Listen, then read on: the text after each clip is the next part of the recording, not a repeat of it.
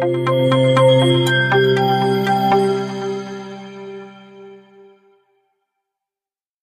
ఈ సెమరీ అంతా ఆ మాట.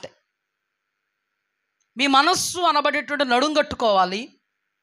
దేవుడంటే మీరు భయముతో వణుకుతో బ్రతకాలి. మీరు ఎందుకు పరిశుద్ధులుగా ఉండాలి అంటే మీ దేవుడు పరిశుద్ధుడు కనుక పరిశుద్ధులుగా ఉండాలి. ఇదంతా ఎందుకు చేయాలి మనం అంటే పరిశుద్ధుడైన దేవుడిని ఎదుర్కోవడానికి చేయాలి. ఎందుకంటే పరిశుద్ధత లేనిది ఎవడు దేవుని సన్నిధిని సమీపించలేడు. పరిశుద్ధత లేకుండా దేవుని సన్నిధిలో నిలవబడడానికి ఎవ్వనికి యోగ్యత కానీ అర్హత కానీ లేదు. పరిశుద్ధుడైన దేవుడు ఎక్కడుంటారు? పరలోక రాజ్యములో ఉంటారు. మనం మరణం అయిపోయిన తర్వాత ఎక్కడికి వెళ్ళాలనుకుంటాము?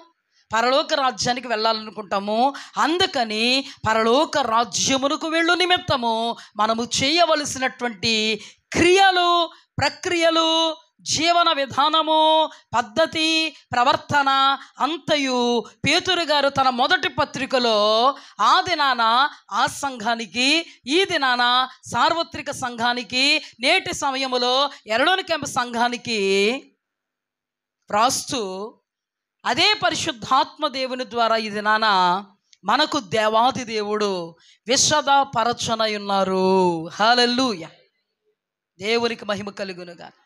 పరిశుద్ధాత్మ దేవుని యొక్క సహాయముతో మనము దీనిని చాలా క్షుణ్ణంగా అధ్యయనం చేసుకోవచ్చు.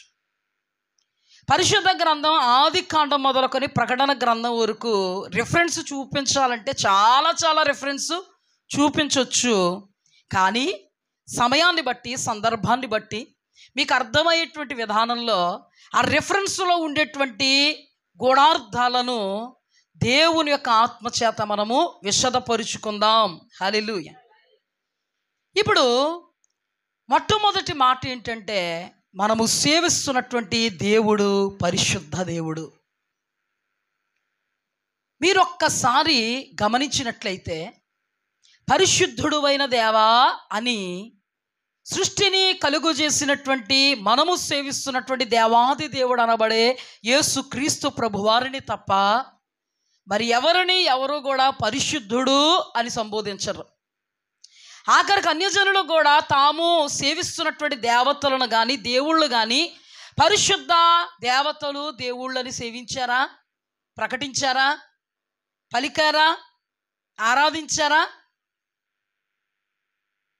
ఆరాధించలేదు. కానీ ఒక అన్యురాలు అంటుంది దానియేలు గ్రంథంలో, బెల్షస్సరు సందర్భంలో ఈ బెల్షస్సరు అనబడిన వాడు దేవునికి విరోధి అయి తన తండ్రి ద్వారా చెరపట్టబడినటువంటి మందిరానికి సంబంధితమైనటువంటి ప్రతిష్ఠితమైనటువంటి వస్తువులలో తమ దేవతలను స్తుతించుకుంటూ ఆరాధన చేసుకుంటూ ద్రాక్షారసం పోసుకుని మద్యమనొచ్చు ఆరాధించుకుంటూ నాట్యం ఆడుతుంటే దేవుడు అతనిని మొత్తితే, చేతి వ్రేలు గోడ మీద వ్రాస్తే, కేళ్ల సడిలి పడిపోతే, మంచాన మళ్ళిస్తే ఒక్కడు కూడా వ్రాతను చెప్పలేకపోతే బెల్షస్సరు యొక్క భార్య రాణి వచ్చి, రాజా, పరిశుద్ధ దేవతల ఆత్మ కలిగిన వాడు మీ రాజ్యములో మీ తండ్రి కాలములో ఒకడున్నాడు, ఆయనే దానియేలు. హల్లెలూయా. ఈ దానియేలు చాలా జ్ఞాని. ఆయన ఎవరు? పరిశుద్ధ దేవతల ఆత్మ కలిగిన వాడు. పరిశుద్ధ అనేటువంటి పదాన్ని అన్యజనురాలు ఎవరికి ఉపయోగించింది? మన దేవుడికి ఉపయోగించింది. హల్లెలూయా, హల్లెలూయా. చూడండి, సంబోధించవలసి వస్తే పరిశుద్ధ దేవతల ఆత్మ కలిగిన వాడు. అర్థమైందా? అంటే పరిశుద్ధుడు మన దేవుడు.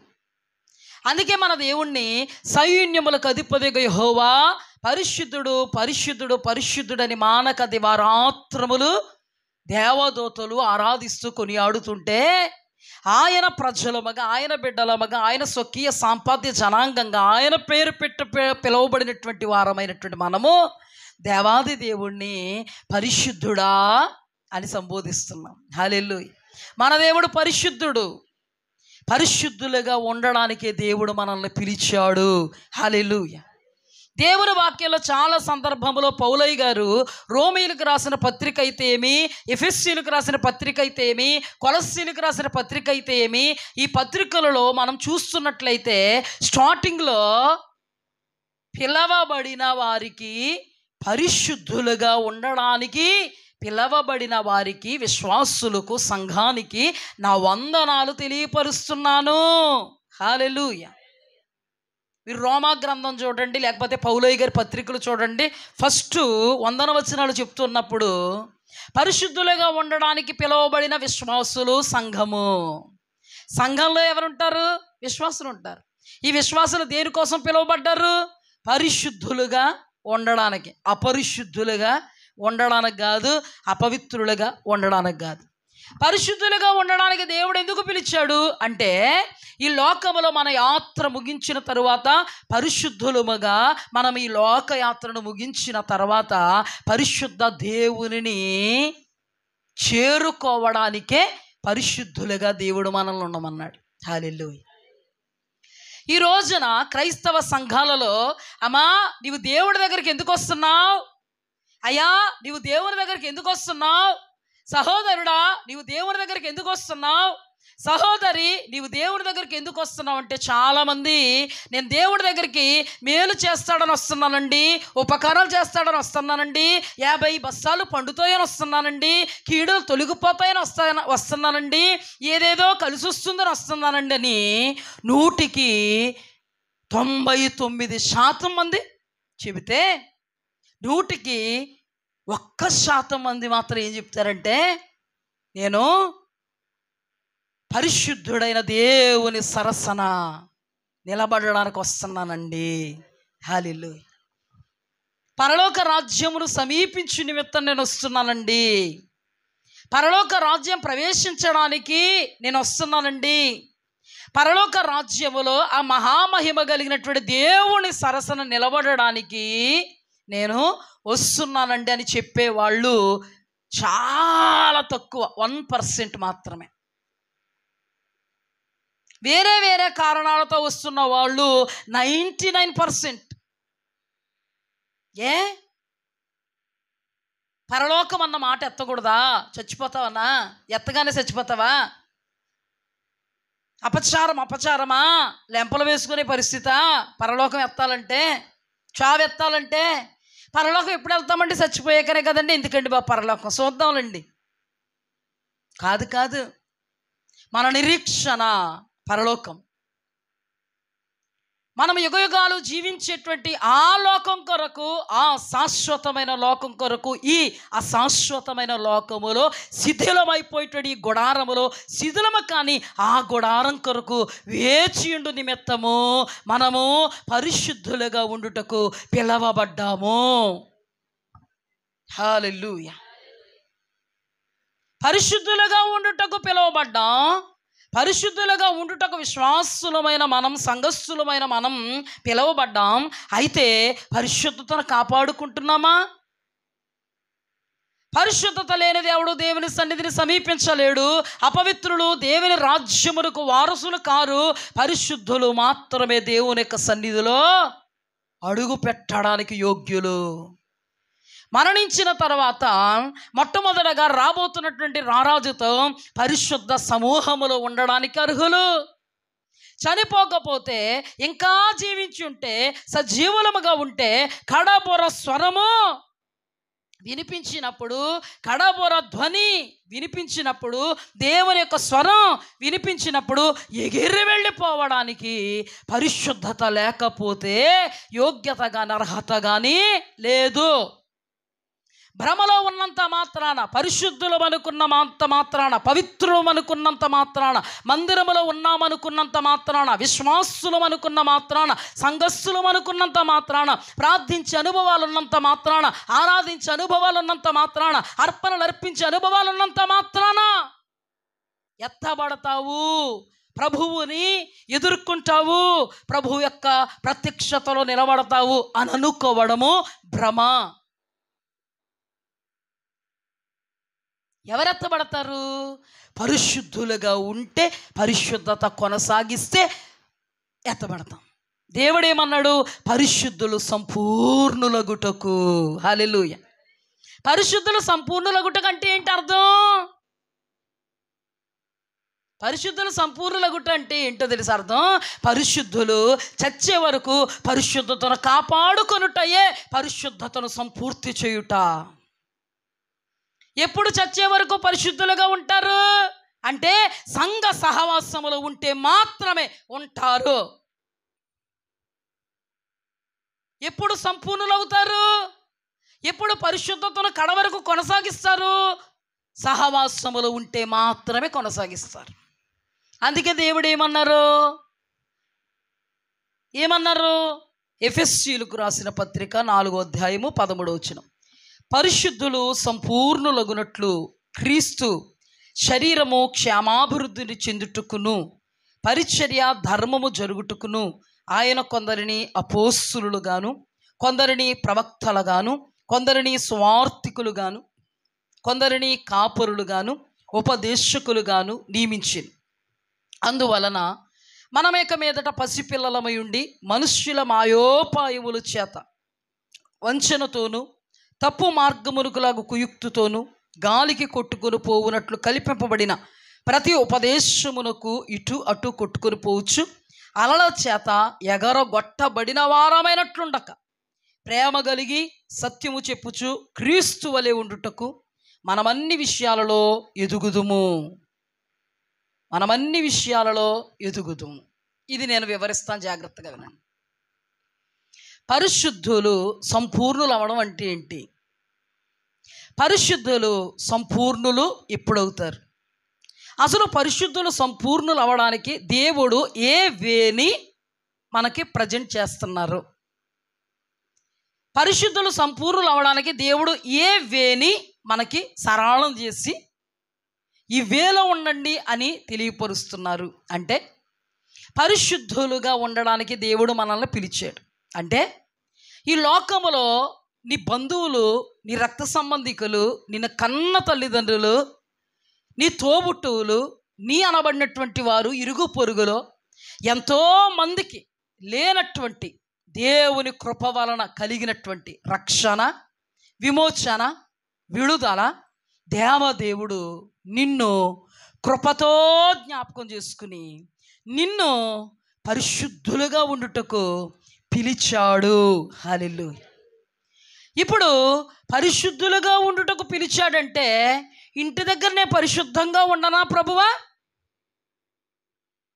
నన్ను రక్షించావు కదా ప్రభువా, నన్ను విమోచించావు, విడిపించావు, కనికరముతో కృపతో దయాదాక్షిణ్యములతో నన్ను జ్ఞాపకం చేసుకొని ఎనలేని కృపను నాపై కురిపించావు, రక్షించు ప్రభువా అని నేను నీ ఎదుట అర్జీ పెట్టుకోకపోయినా నాకంటే ఘనులు, గొప్పవాళ్ళు, ఉన్నతులు, శ్రేష్ఠులు, సంపన్నులు ఉన్నను పనికి మాలిన నన్ను, బలీనమైన నన్ను కృపచేత జ్ఞాపకం చేసుకున్న నా ప్రియ పరలోకపు తండ్రి, పరిశుద్ధులుగా ఉండమన్నావు. ఇప్పుడు నువ్వు రక్షణ, విమోచన, విడుదల, బాప్తిస్మ అనుభవం అయింది కదా, ఇప్పుడు నేను పరిశుద్ధురాలుగా ఇంటిలో ఉండనా ప్రభువా? నీ తరం కాదు ఇంటిలో ఉండి పరిశుద్ధంగా ఉండడం. నీ జీవితం సరిపోదు, నీ బ్రతుకు సరిపోదు. రక్షిస్తే రక్షించాడు కానీ దేవుడు పరిశుద్ధులుగా ఉండుటకు పిలిచాడు. ఎక్కడికే? సహవాసానికి. అందుకే ఏం రాయబడింది?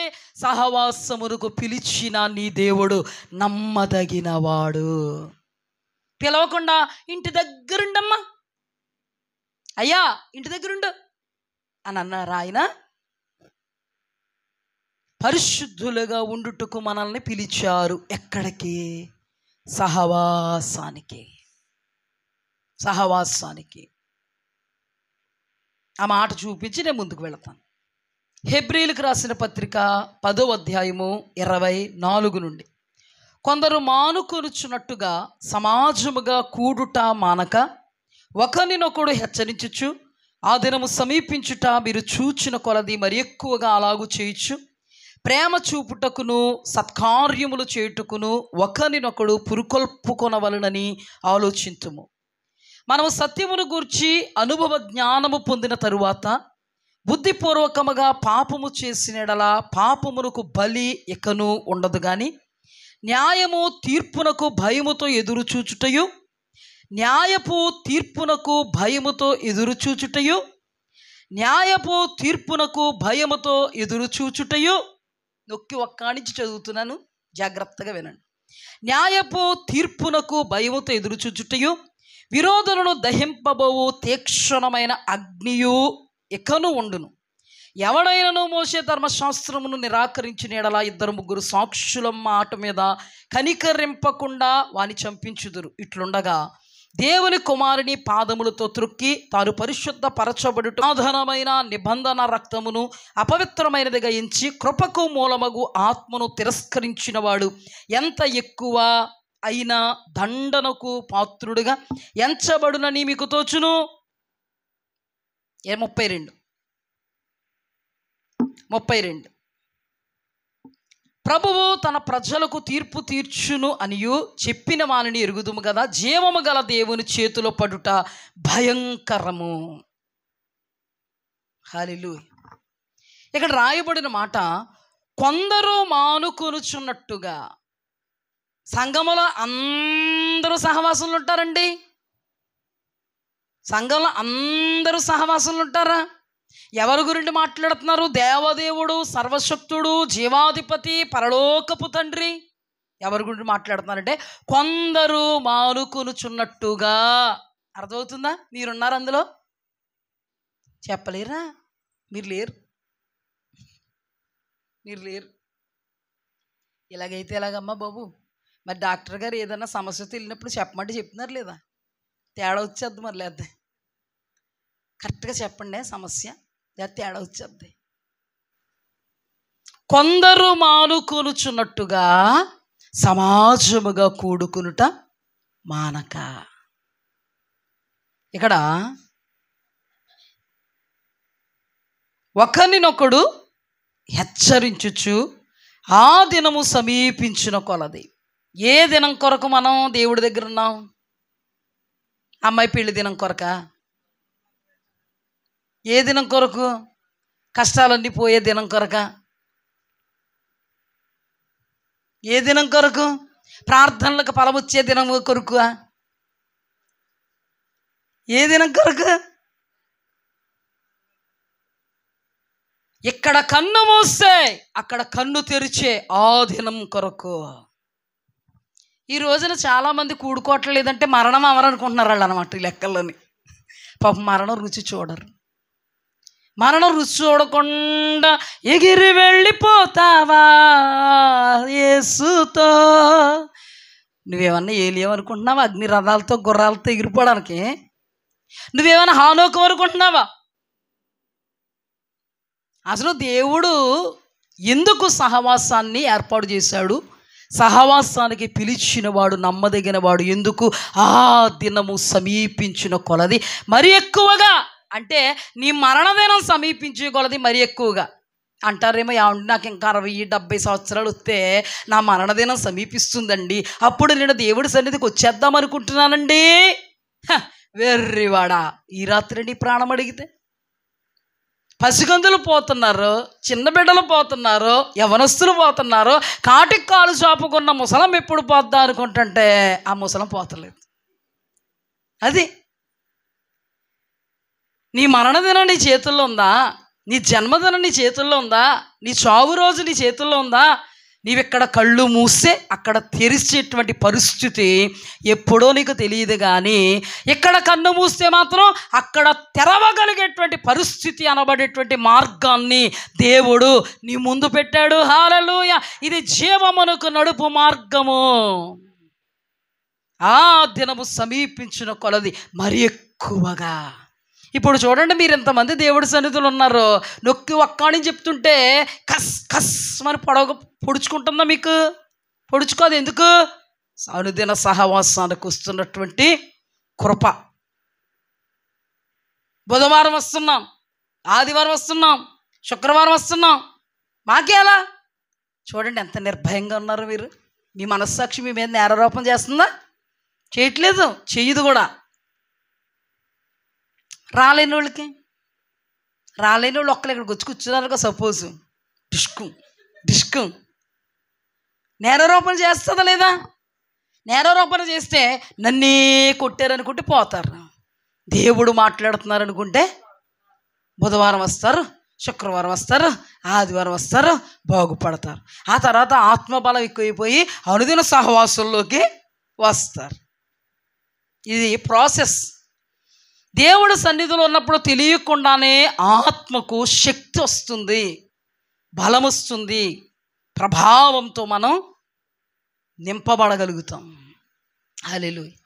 ఆ దినము సమీపించిన కొలది మనం మరి ఎక్కువగా దేవుడి సన్నిధిలో ఉండాలి. ఏమ్మా ఏం చేస్తారు ఇక్కడ? ఆత్మ సంబంధమైనటువంటి పాఠాలు నేర్చుకుంటాం.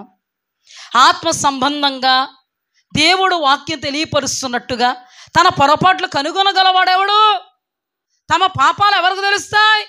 ప్రభువు మాట్లాడుతున్నప్పుడు పొరపాట్లు తెలుస్తాయి, పాపాలు తెలుస్తాయి. అప్పుడు పరిశుద్ధులమైనటువంటి మనము, అపరిశుద్ధత ఎక్కడ మనకు చోటు చేసుకుందో, ఎక్కడ అపవిత్రత మనం ఏదో ఏలుబడి చేస్తుందో, ఎక్కడ మనం అపవిత్రులమయ్యామో, అపవిత్రత మనల్ని పరిశుద్ధతలో నుండి పక్కకు తొలగించి అపరిశుద్ధత, అపవిత్రతలో, అపవిత్రుడైన దుష్ట సాంగత్యములో దుష్టునితో సహవాసం ఏర్పరుస్తుంది. కాబట్టి దానిని మనం త్రుంచుకొని ఆ చిన్న లోటుపాట్లని సరిచేసుకొని పనికి మాలిన తీగలు కత్తిరించుకుంటే పరిశుద్ధతతో ముందుకు వెళుతూ ఉంటాము. క్షేమ అభివృద్ధిలో ముందుకు వెళుతూ ఉంటాము. దేవుని వలన కొట్టించుకోక దేవుని యొక్క దీవెనలతో ముందుకు వెళుతూ ఉంటాము. శ్రమలు వచ్చినప్పుడు సహించడం నేర్చుకుంటాము.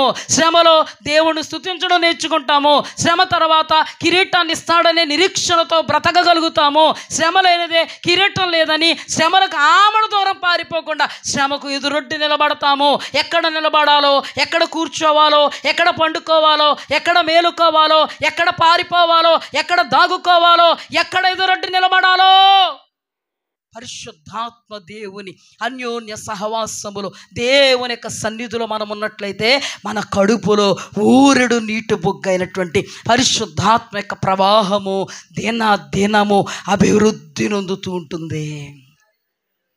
హల్లెలూయా. మన కడుపులో నుండి జీవజల నదులు ఉబగడం ప్రారంభిస్తాయి. ఆత్మతో మనం శక్తి నొందడం ప్రారంభిస్తాం. అపవాదిని ఎక్కడకక్కడ నరుక్కుంటూ పోతాం. చీకటి కోణాలను నరుక్కుంటూ పోతాం.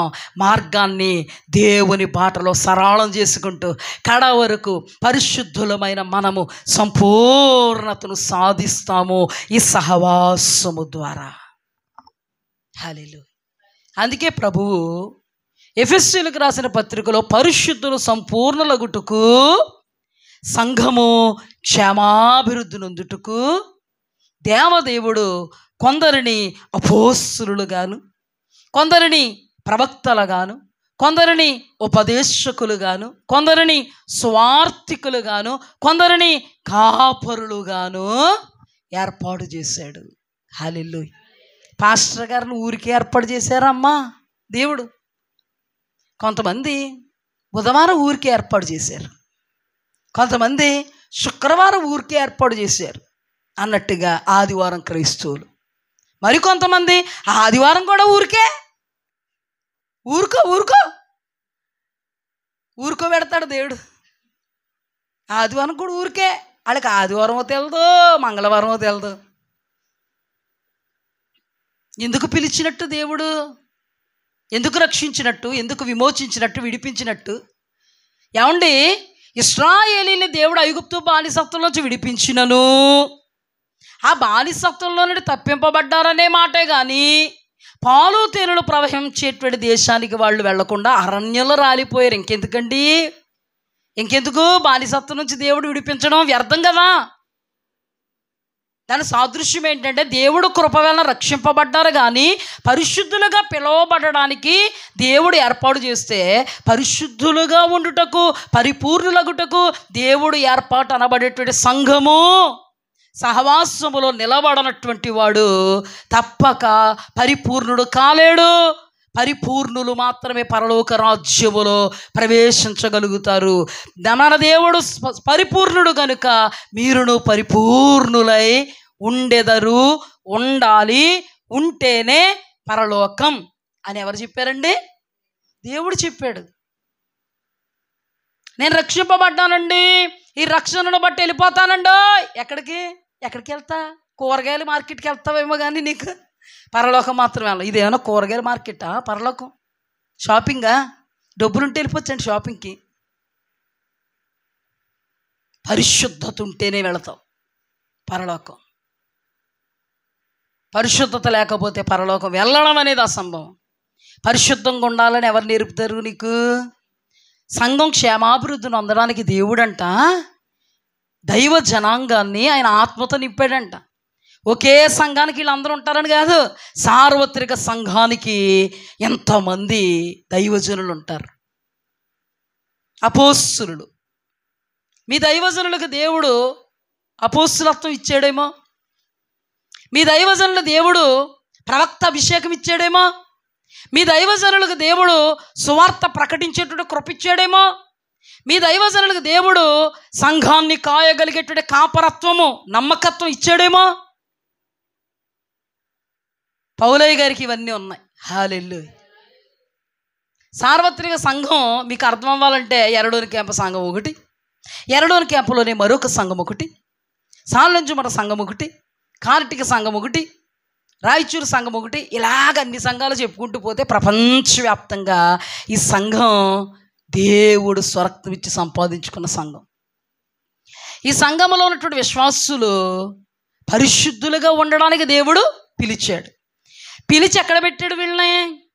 సంఘంలో పెట్టాడు, ఇంట్లో పెట్టలేదు, సంఘంలో పెట్టాడు.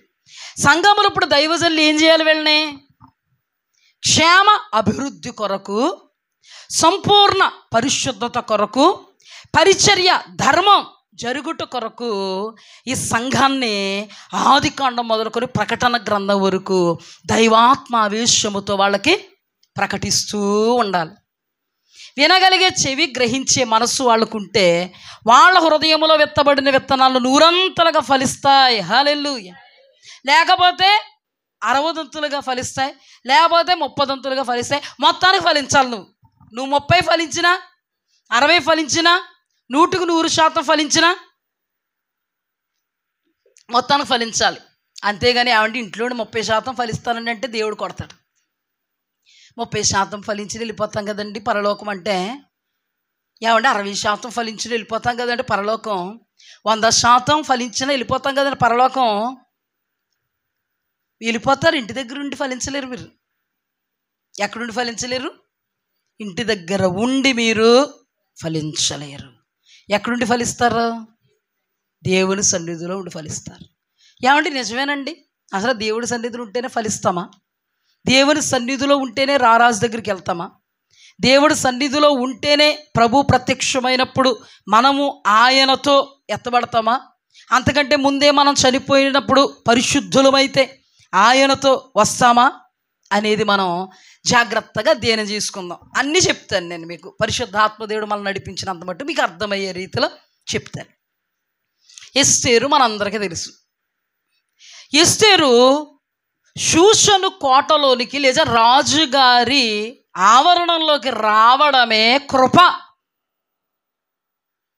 ఎస్తేరు ఎవరు?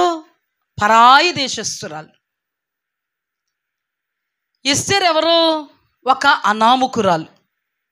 ఎస్తేరు ఎవరు?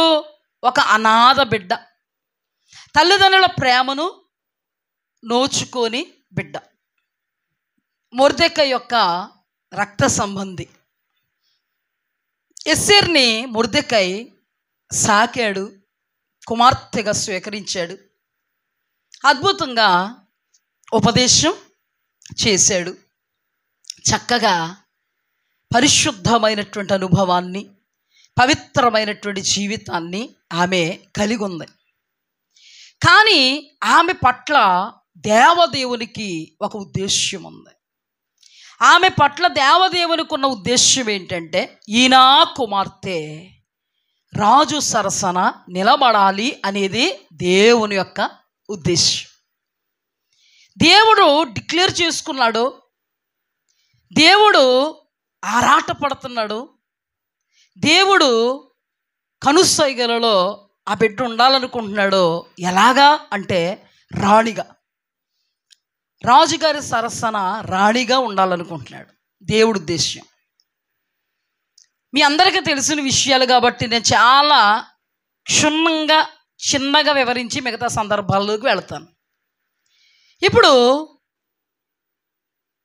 కన్యకలు అనబడినటువంటి వారు 127 సంస్థానాలలో నుండి కన్యకలు అనబడిన వారిని అందరినీ, అందగత్తుల్ని, క్వాలిఫైడ్ కలిగిన వాళ్ళని, అంటే రాజుగారి సరసన ఎవరైతే బాగుంటారో అలాంటి వ్యక్తిత్వము, స్వభావము, అందచందాలు కలిగిన వాళ్ళందరినీ రాజుగారి యొక్క అంతఃపురంలోనికి తీసుకురావాలి అని ఒక మాట ప్రకటన అవగానే మొత్తానికి చాలామంది ఆ ప్రకటనలకు లోబడి ఎక్కడికి వెళ్ళారు?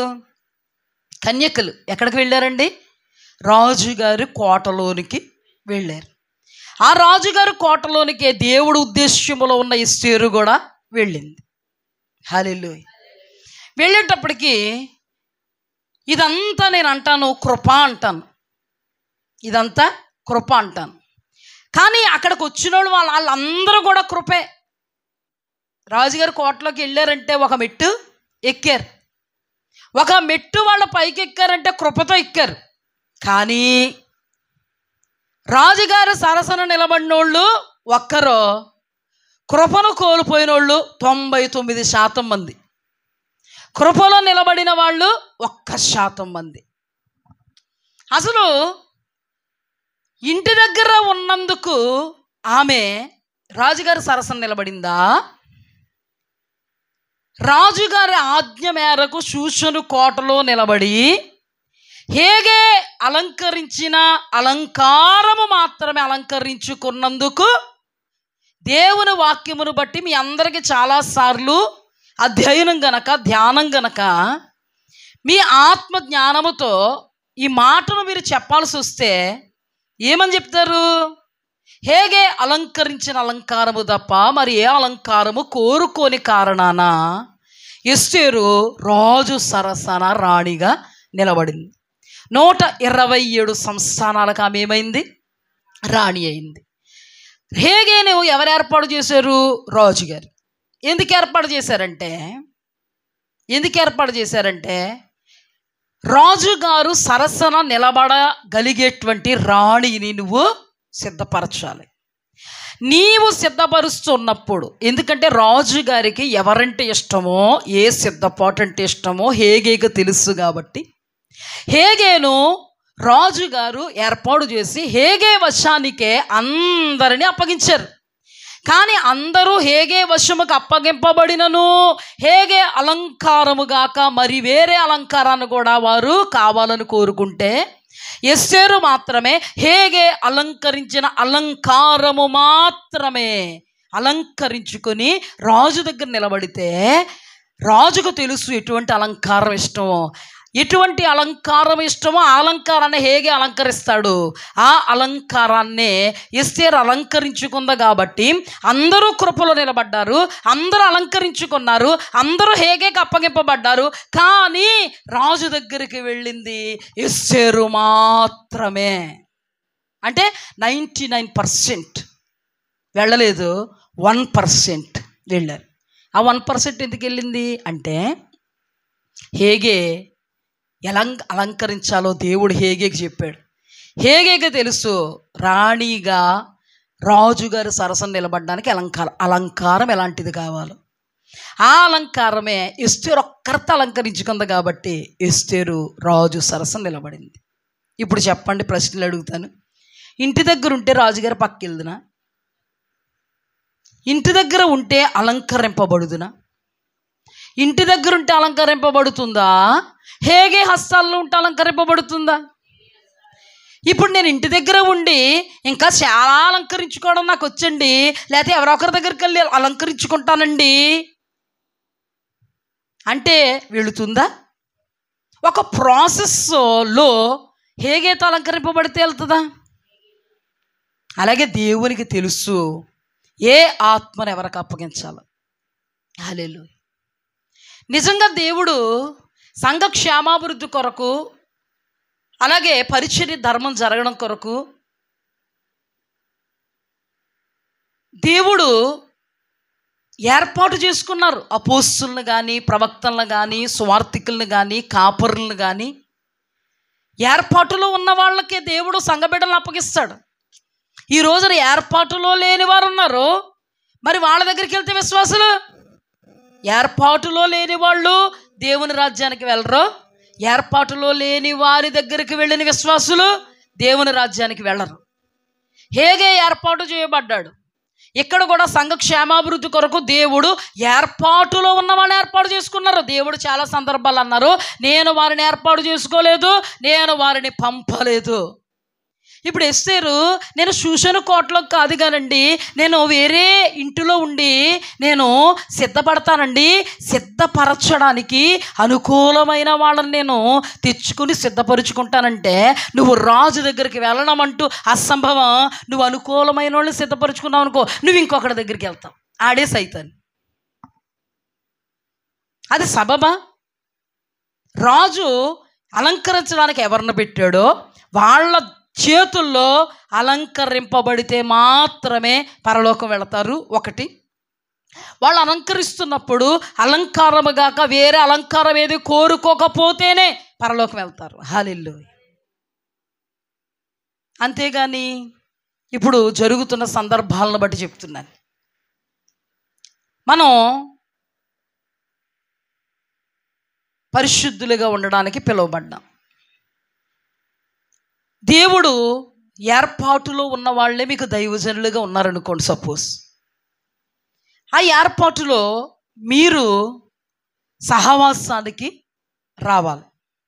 ఎప్పుడైతే సహవాసానికి వచ్చారో, హేగేకి సాదృశ్యంగా ఉన్న మీ కొరకు దేవుడి చేత ఏర్పాటు చేయబడినటువంటి దైవజనులు ఎలాగ దేవుడు అలంకరించాలో చెప్పాడు కాబట్టి దేవుని యొద్ద నుండి ఆ వాక్య ఉపదేశాన్ని తీసుకుని మీకు వాళ్ళు దేవుడు అలంకరించమన్నట్టుగా ఈ వాక్యములో నుండి మీకు వాక్యముతో మిమ్మల్ని అలంకరిస్తారు. ఈ వాక్యముతో అలంకరించినప్పుడు ఈ వాక్య పరిధి మాత్రమే, ఈ ఆజ్ఞలు, ఈ కట్టడలు, ఈ విధులు, ఈ ధర్మములో మాత్రమే మీరుండి మీరు జీవిస్తూ ఉన్నట్లయితే ఒక దినం మీకు మరణదినం వస్తుంది.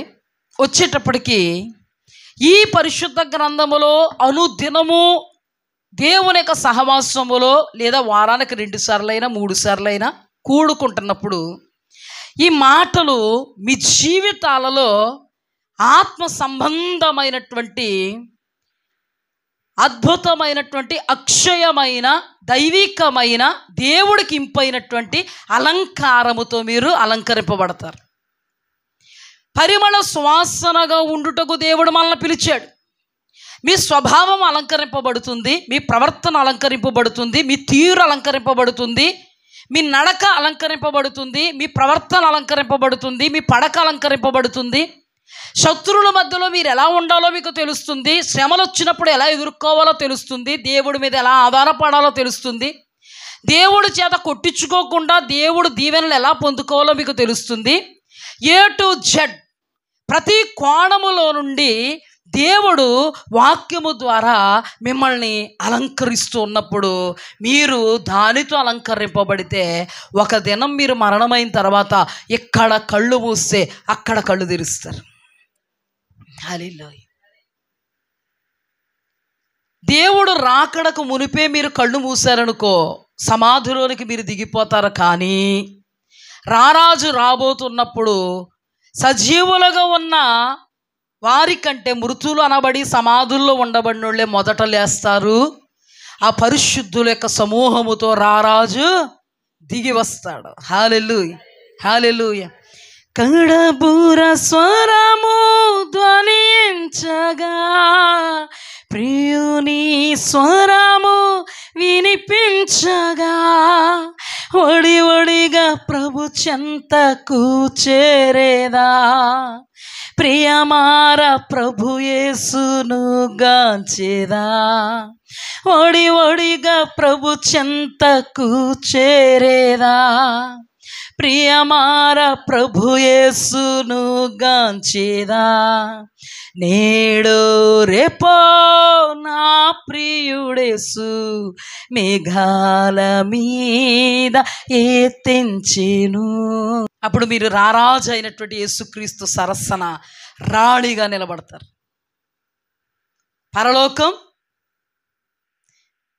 పరలోకం మీరు ఏం చేస్తారు? ప్రవేశిస్తారు.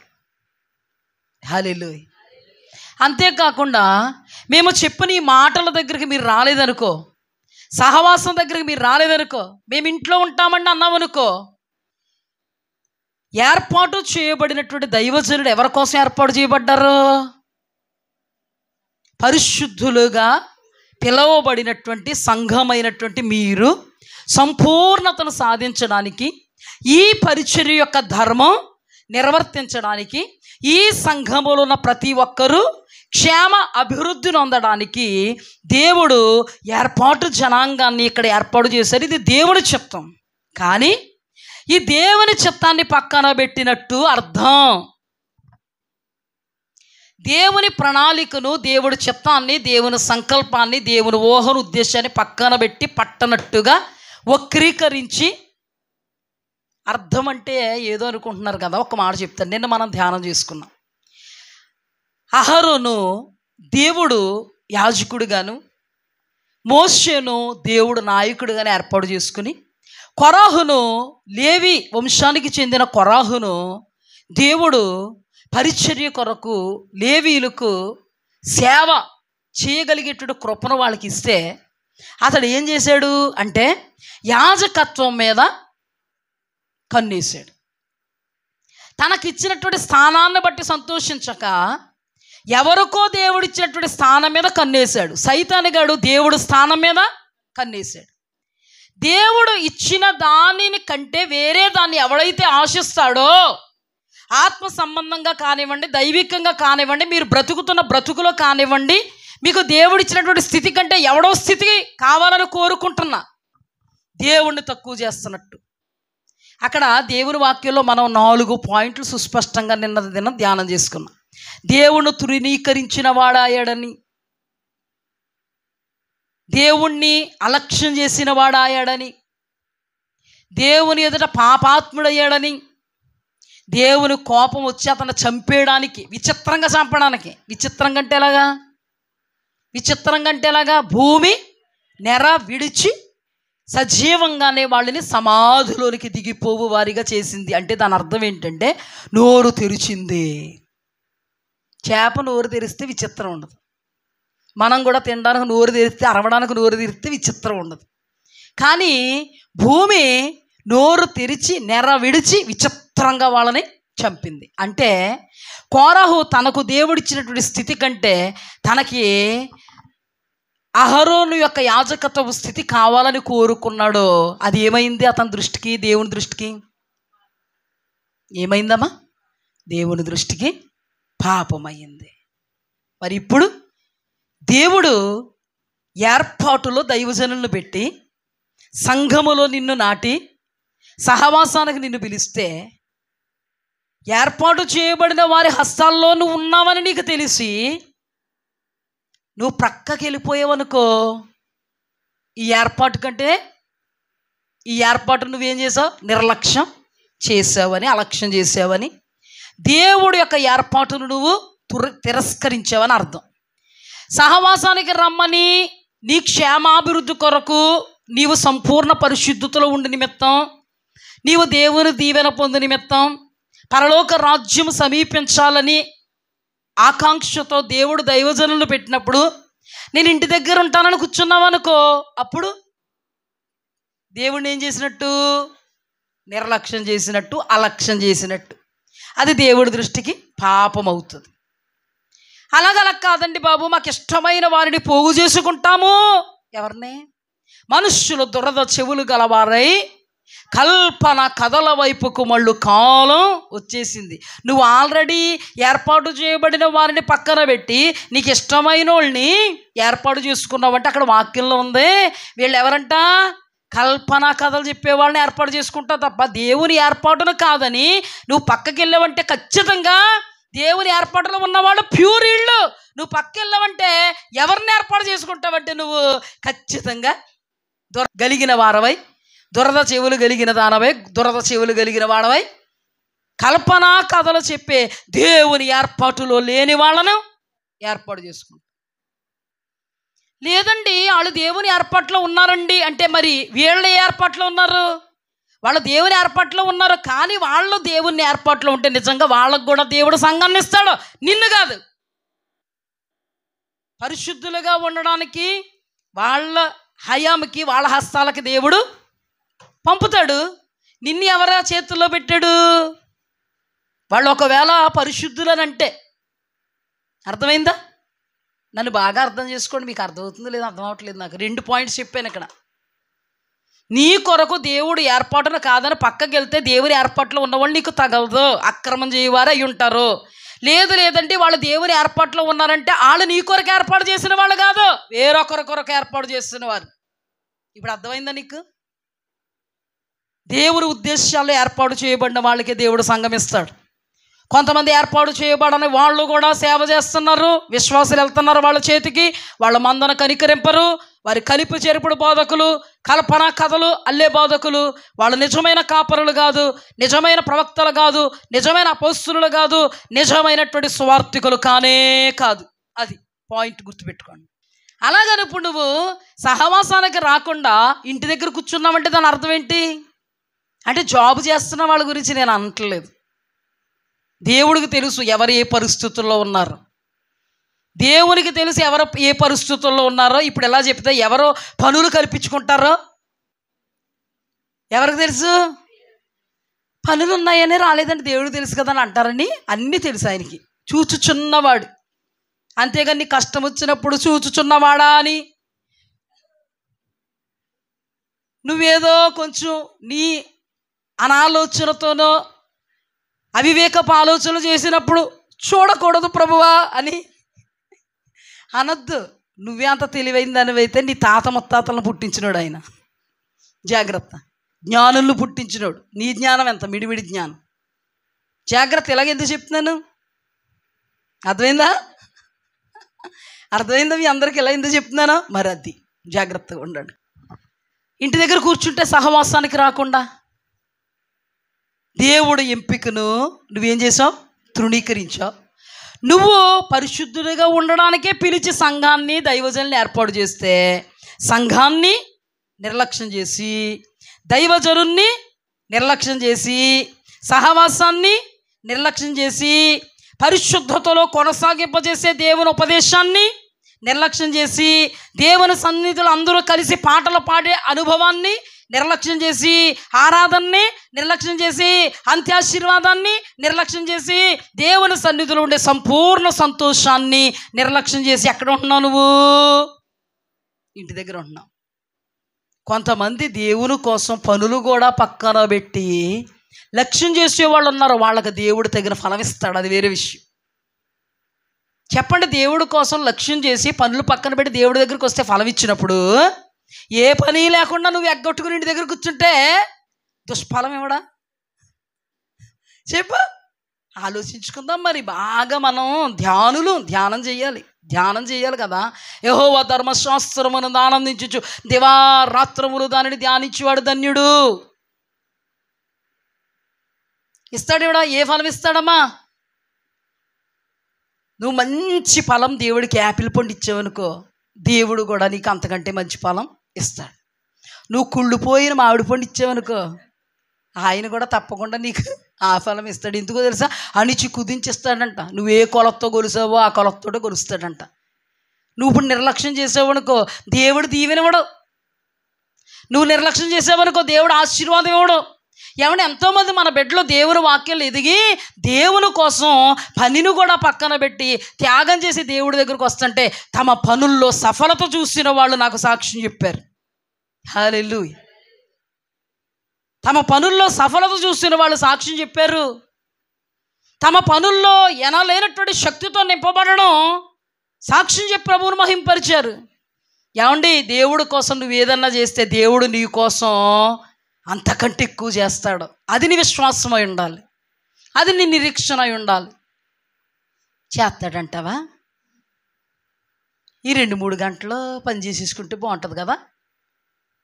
నువ్వు కష్టపడి తెల్లవారుజాములు లేచి చేసుకో, నువ్వు కష్టపడి అర్ధరాత్రి చేసుకో, దేవుడు కనికరం దిగిరాపోదని నన్ను అడుగు. నిద్ర పడతలేదండి బాబు, రాత్రులు కళ్ళన్నీ పొడికళ్ళు అడిపోయినాయి, అప్పుడు చేసుకోవచ్చు కదా. ప్రార్థన చెయ్యి, అప్పుడు ఎగ్గొట్టేసి చేస్తావా? దేవుడి సన్నిధిని ఎగ్గొట్టి చేస్తావు నువ్వు. అంతకీ కష్టమైపోయి మంచాల మీద మళ్ళిస్తే మేము కూడా ఏమనమండి దేవుని సన్నిధిలో, దేవుని వాక్యాన్ని బట్టి. బలహీనతలతోనే దేవుడి దగ్గరికి వస్తున్నాం, మీరైనా మేమైనా. నేను ఎంత బలహీనరాలుగా ఉన్నానో నాకే తెలుసు.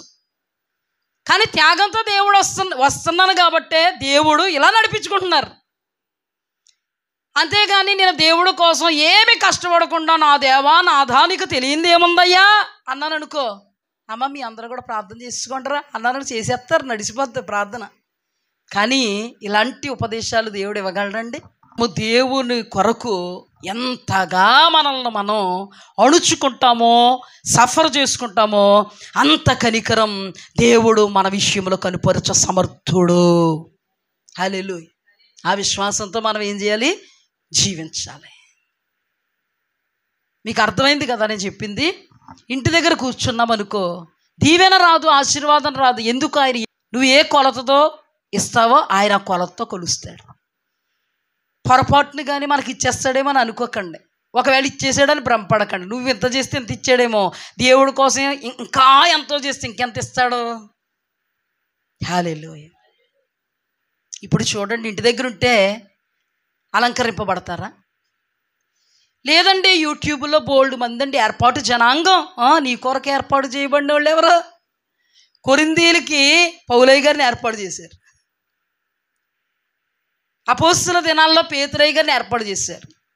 వాళ్ళ హయాములో వాళ్ళ శిష్యులు వెళ్ళి అక్కడ వీళ్ళు ఏ బాణీలో ఉంటే వాళ్ళ శిష్యులు కూడా ఆ బాణీలో ఉండి వెళ్తే పౌలయ్య గారు ఏమన్నారో తెలుసా? నేను వెళ్ళిన తర్వాత క్రూరమైన తోడేళ్ళు వస్తాయి, జాగ్రత్త అన్నారా లేదా?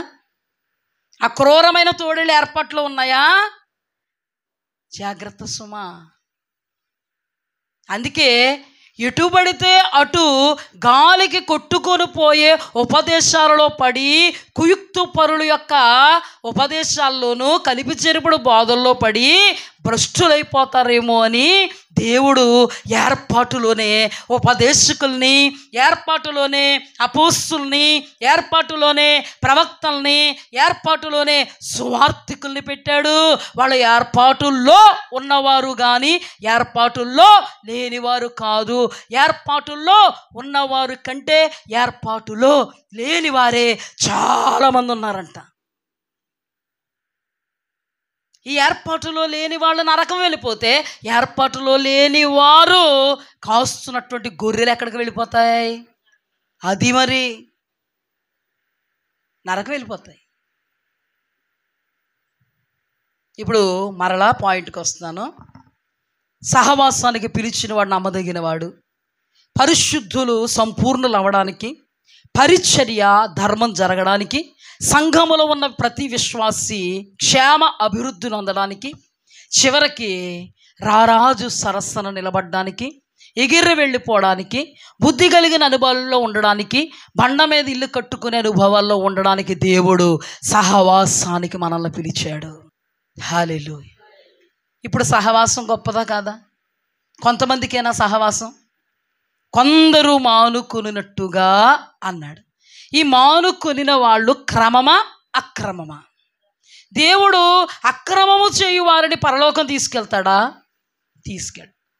నీకు దేవుడు అంటే విశ్వాసం ఉంటే దేవుడు కార్యం అంటే విశ్వాసం ఉండాలి, దేవుడు సన్నిధి అంటే విశ్వాసం ఉండాలి, దేవుని సహవాసం అంటే విశ్వాసం ఉండాలి. సంఘం, దేవుని యొక్క స్వరత్వం ఇచ్చి సంపాదించుకున్న సంఘం అంటే విలువ ఉండాలి. సమాజముగా కూడుకొనడం గొప్ప భాగ్యం అని నువ్వు తెలుసుకోగలగాలి. ఎవరైతే 2-3 కూడా ఆయన నామాన్ని ఎక్కివిస్తారు అక్కడ ఆయన ఉంటారనేటువంటి విశ్వాసం నీకు ఉండాలి. తేజో మహిమ నిలుచుండు సన్నిధి మందిరమని తెలిసి మందిరము కొరకు ఆరాట పడగలగాలి. హల్లెలూయా. అందుకే దావీదు అన్నాడు, నీ సన్నిధికి రావాలని ఎవరైనా నా యొద్దకు వచ్చి రమ్మని పిలిస్తే కొవ్వు మెదడు దొరికినంత ఆనందపడ్డాను. కొందరు కొందరు కొందరు మీరు ధన్యులు. హల్లెలూయా. దేవునికి మహిమ కలిగి మీరు ధన్యులు. వాళ్ళ దౌర్భాగ్యులు. నాకేం భయం లేదండి, బాధ లేదండి, మీ వాళ్ళైనా పర్లేదండి. మీరు ధన్యులు, వారు దౌర్భాగ్యులు. అలంకరింపబడాలని ఆశ ఉంటే, దేవుని సన్నిధిని సమీపించాలని ఆశ ఉంటే, నేను దేవుని దగ్గరకు వస్తున్నది పరలోక రాజ్యము కొరకు మాత్రమే. ఆయన సన్నిధిలో ఉంటే అన్నీ నాకు అబ్బుతాయి, అన్నీ నన్ను వెతుక్కుంటూ వస్తాయి. ఆయన నా మీద నేరారోపణ చేయడానికి నేను అవకాశం ఇవ్వకూడదు. ఆయన తేజోమహిమ నిలుచుండు మందిరావరణములో ఆయన సన్నిధితో ప్రసన్నతో నింపబడాలి అని నిరీక్షణ, విశ్వాసము, నమ్మకము, ఆశ, ఆకాంక్ష, తృష్ణ నీకుంటే నువ్వు బాగుపడతావు. హల్లెలూయా.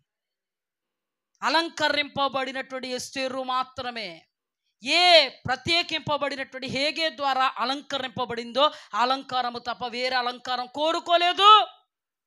అలంకరింపబడినటువంటి అలంకారముతోనే వెళ్ళింది. ఏది తీయలేదు, ఏది కలపలేదు. హల్లెలూయా. మన జీవితాల్లో దేవుడికి విధేయులుగా ఉండడమే, ఏవి కలకపోవడం, తీయకపోవడం. దేవుడికి విధేయులుగా ఉండడమే అలంకరించుకోవడం. ఇక్కడ దైవజనుడు వాక్యం చెప్తున్నప్పుడు నిద్రోకుండా వినడమే అలంకరించుకోవడం. దైవజనుడు ఇక్కడ వాక్యం చెప్తున్నప్పుడు హృదయము అనబడేటువంటి నేలను దున్నుకుని, అయ్యా నాతో మాట్లాడు, గ్రహించాలయ్యా, వినగలిగే చెవివి, గ్రహించే మనసివి అనని ఇక్కడ కూర్చుని ప్రతి మాటను అమూల్యమైన మాటగా, వెండి బంగారముల కంటే శ్రేష్టమైన మాటగా, ధనధాన్యాదుల కంటే బలమైనటువంటి మాటగా, బలిష్టమైన మాటగా నీవు చేర్చుకుంటే అప్పుడు నీవు నీ దేవుని దగ్గరికి వస్తున్నావు. నీ దేవుడు నిన్ను సంతృప్తికరంగా అలంకరించి పంపుతాడు. పౌలు అన్నాడు, మీరు పరిమళ వాసనగా ఉండుటకు పిలవబడ్డారు. 6 నెలలు 12 నెలలు పరిమళ సుగంధ ద్రవ్యాలతో, పరిమళ సువాసనతో రుద్దబడితే మనం ఎవరికి సువాసనగా ఉంటాం? దేవునికి ఉంటాం. పరిమళ సువాసన అంటే ఏంటి? మనం చేసే ఆరాధనే ఆయనకి సువాసన. ప్రభు అన్నారు, విరిగి నలిగిన హృదయమే నీకు దహన బలి. నలిగిన హృదయం గలవారిని, విరిగిన మనస్సు గలవారిని నువ్వేం చేస్తున్నావు? దృష్టిస్తున్నావు. మనం అంత బాధలో, అంత వేదనలో దేవుడు సన్నిధిలో ఆరాధన చేస్తే దేవదూతల ఆరాధన మీద ఉండదండి ఆయనకు మనసు. కష్టాల్లో, నష్టాల్లో, ఇరుకుల్లో, ఇబ్బందుల్లో, వ్యాధుల్లో, బాధల్లో, నిందల్లో, శోధనల్లో, అవమానాల్లో, అపహాస్యాల్లో, అవహేళనలో మనం ఉండి, దేవుడు ఇన్ని పరిస్థితులుంటే పక్కన పెట్టి, నా దేవుడు కోసం నేను వెళుతున్నాను, ఇన్ని పరిస్థితులుంటే పక్కన పెట్టి, లావాదేవీలుంటే పక్కన పెట్టి, పనులుంటే పక్కన పెట్టి, పాటలుంటే పక్కన పెట్టి, నా దేవుని సన్నిధి కొరకు నేను వెళుతున్నాను అని నువ్వు తీసుకున్నటువంటి ఆ మొదటి స్టెప్పే దేవుడు పులకించిపోవడానికి ఆస్కారంగా ఉంటుంది. రెండో స్టెప్పు, దేవుడు సన్నిధిలో కూర్చుని ఆయన నిదానించి చూస్తూ, సంఘమంతా ఆర్భాటముతో ఆయన స్తుతిస్తూ ఆరాధిస్తూ ఉంటే, నీ కష్ట సమయంలో కూడా దేవుడికి నీవు చేసేటువంటి ఆరాధన పరిమళ ధూపముగా దేవుడి సన్నిధికి వెళుతుంది. చేసే ప్రార్థన పరిమళ ధూపముగా వెళుతుంది. 12 నెలలు అంటే సంవత్సరం పాటు ఏం చేశాడు? రుద్దాడు, పూసాడు, ఆ తర్వాత అలంకరించాడు. మీరు నిజంగా దేవుని మొదట ఆరాధిస్తే ఆయన సువాసన కలిగిన వాడంట. కర్పూర పూగుత్తులతో సమానుడు, గోపరసమత సువాసన గలవాడు. మనము చేసే ఆరాధన సుగంధ పరిమళ ద్రవ్యంగా ఎక్కడికి వెళుతుంది? దేవుడి దగ్గరికి వెళ్తుంది.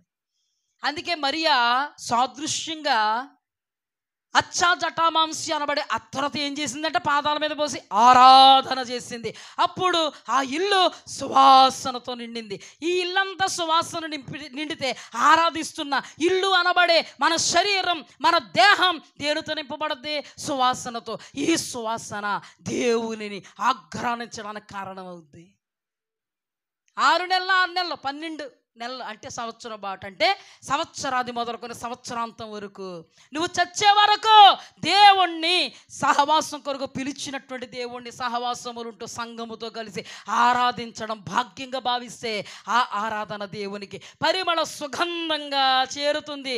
అప్పుడు నీవు పరిమళ సువాసనగా ఉండుటకు పిలిచాడు దేవుడు. నీవు పరిమళ సువాసనగా ఉండడానికి కారణమయ్యావు. ఎక్కడ? సహవాసంలో, సహవాసంలో. ఆ తర్వాత వాక్యంతో నిన్ను ఏం చేస్తారు? అలంకరిస్తారు. దేవుని సన్నిధిలో సహవాసములో ఉండేదేంటి? పాటలు, ఆరాధన, వాక్యము. హల్లెలూయా. అంతవరకు నువ్వు దేవుడికి ప్రియారిటీ ఇచ్చి దేవుణ్ణి పరమల సువాసనగా ఉంటావు ఆయనకి. ఆ తర్వాత ఆయన నీకు సంతృప్తికరమైనటువంటి భోజ్యమును వడ్డిస్తాడు. అది నీకు ఆత్మశక్తినిస్తుంది.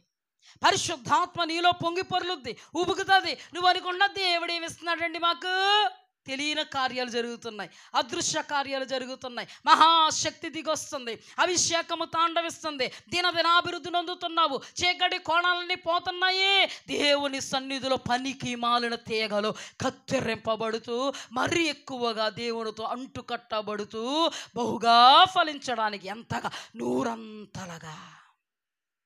హల్లెలూయా. సంఘములో ఎంత గొప్ప మర్మం ఉందండి.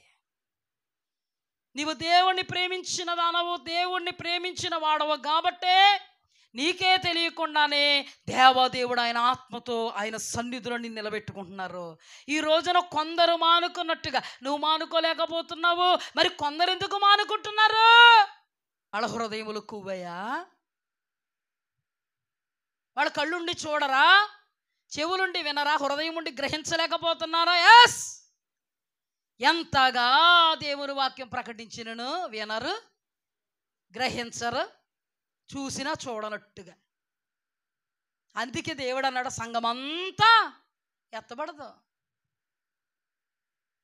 సంఘమంతా ఎవరు అవునన్నా ఎవరు కాదన్నా, ఎవరికి బోధ కఠినంగా అనిపించినా నాకేమీ పర్వాలేదు, నాకేమి. ఇక్కడ దేవుని మాటలు నేను ప్రకటిస్తున్నాను, ఉన్నది ఉన్నట్టుగా ప్రకటిస్తున్నాను. ప్రకటనలకు చెవి యొగ్గితే బాగుపడతారు, ప్రకటనలను కాదని త్రోసేస్తే బాగోకుండా అయిపోతారు. అందుకే అందరూ ఎత్తబడరా ఉంది వాక్యంలో. అందరూ సంఘంలోకి వచ్చేస్తారండి, మందిరంలోకి. అలాగని అందరినీ దేవుడు ఎందుకు పిలిచాడు? పరిశుద్ధులుగా ఉండుటకు పిలిచారు. పరిశుద్ధులు సంపూర్ణులు అవ్వడానికి ఏం చేశారు? సంఘాన్ని ఏర్పాటు చేశారు. అసలు సంఘంలోనే ఎవరు రావాలి? పరిశుద్ధులుగా ఉండాలనుకున్న వాళ్ళు రావాలి. పరిశుద్ధతను కొనసాగిస్తూ సంపూర్ణతను సాధించాలనుకున్న వాళ్ళు రావాలి. క్షేమ అభివృద్ధిని పొందాలనుకున్న వాళ్ళు రావాలి. ఆత్మీయ లోతుల్లోకి వెళ్ళాలనుకున్న వాళ్ళు రావాలి. నిత్య రాజ్య మహిమలో ఉన్నత స్థానములో ఉండాలనుకున్న వాళ్ళు రావాలి. మరి కొందరు మానుకున్నట్టుగా మానుకుంటే, ఈ కొందరు మానుకున్నారు, వాళ్ళని దేవుడు ఏమని మాట్లాడుతున్నాడంటే 26 హెబ్రీయులకు రాసిన పత్రిక 11వ అధ్యాయం 26 నుండి చదువుతాను. మనము సత్యమును గూర్చి అనుభవ జ్ఞానము పొందిన తర్వాత బుద్ధిపూర్వకముగా పాపము చేసిన యెడల పాపానికి బలి ఇకను ఉండదు. బుద్ధిపూర్వకంగా పాపం చేసిన యెడల పాపానికి బలి ఉండదు. ఏమంటే దేవుడి దగ్గర రాకపోతేనే ఇలాగ అంటున్నారు ఏంటంటే, దేవుడి దగ్గర రాకపోతే దేవుడు అంటే ఏంటో తెలుస్తుందా? దేవుని నైజం తెలుస్తుందా? అపవాదం ఎలాంటివాడో తెలుస్తుందా? భ్రమపరుచు ఆత్మలు ఏం చేస్తాయో తెలుస్తుందా? ఎలా నాశనానికి నడుపుతాయో తెలుస్తుందా? శ్రమలో ఎదురాడడం తెలుస్తుందా? ఏది యోబు వలె పరీక్షో, ఏది నయోమి వలె నెత్తి మీద నిప్పులు కొంపడం తెలుస్తుందా? ఏం తెలుస్తుంది తెలుసా? యేసు ప్రభు నా దేవుడు, నేను రక్షింపబడ్డా, నేను బాప్తిస్మ అనుభవంలో ఉన్నా, నేను ఆదివారం ఆరాధనకి వెళ్తా, నేను అప్పుడప్పుడు ఆరాధనకి వెళ్తా, నేను క్రిస్మస్కి ఆరాధనకి వెళ్తా, నేను జనవరి 1కి ఈస్టర్కి తప్పకుండా ఆరాధనకి వెళ్తా, నేను అసలే వెళ్ళను. ఇటువంటి అనుభవాల్లో ఉంటే పరలోకం చేరరు, దేవుడు అంటే ఏంటో తెలియదు.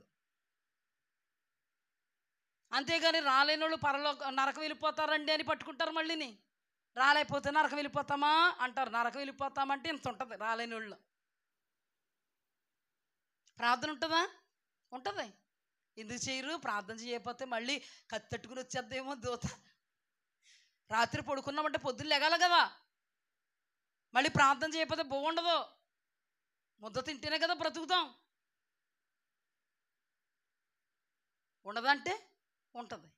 పొంగి పొర్లిపోద్దా అభిషేకం, ఊరెడు నీటి పగ్గు అయిపోద్దా, జీవజల నదులు ప్రవహిస్తాయా? ఏమండి, పరిశుద్ధాత్మ అభిషేకం ఆపేస్తే ఆగిపోద్ది. తెలుసా మీకు? నువ్వు దేవుడు సన్నిధికి వస్తూ ఉంటే ఉబుకుతుంది, అంతేగాని లేకపోతే ఏమైపోద్ది? అందుకే నేను కొంతమంది మందిరం అంటే పట్టినట్టుగా ఉంటారు. అసలు కొంతమంది మందిరానికే రారు. విగ్రహారాధికుడు అనువంటే కాదు, ఎవరనే క్రైస్తవులు. అన్నీ బాగుంటాయి, మంచిగా ఉంటుంది పాపం పరిస్థితి, మందిరానికి రారు. మందిరం యొక్క విలువ తెలుసుకో, సహవాసం యొక్క విలువ తెలుసుకో. తెలియలోనికి తెలిసిన వాళ్ళన్నా చెప్పితే భయం ఉంటే చెప్తారండి. ఏమండి, రోడ్డు అంటే గుంట పడిపోయిందంటండి, రాత్రి కానీ మీరు వెళ్తారు తెలియకుండా గుంటలో పడిపోతారు, జాగ్రత్త అండి అని ఇప్పుడు చెప్పగానే ఎప్పుడు చెప్పేద్దాం. అవసరమైతే ఇంకా మా ఆయన వెళ్ళిపోతారేమో అనేసి ఇప్పుడే వస్తాం ఉండండి అని ఇంటికి వెళ్ళిపోయి ముందు ఆ వార్త చెప్పేసి గుంటలో పడిపోతాడు మా ఆయన, మా పిల్లలు. ఇదంత తొందరపాటు కాదు. ఏమండి, పరలోక రాజ్యము దక్కకపోతే మన బ్రతుకు అధోగతి పాలు అయిపోతాం. అగ్నిలో నుండన్నా లాగబడాలి కదా, అగ్నిలో నుండన్నా లాగబడాలి.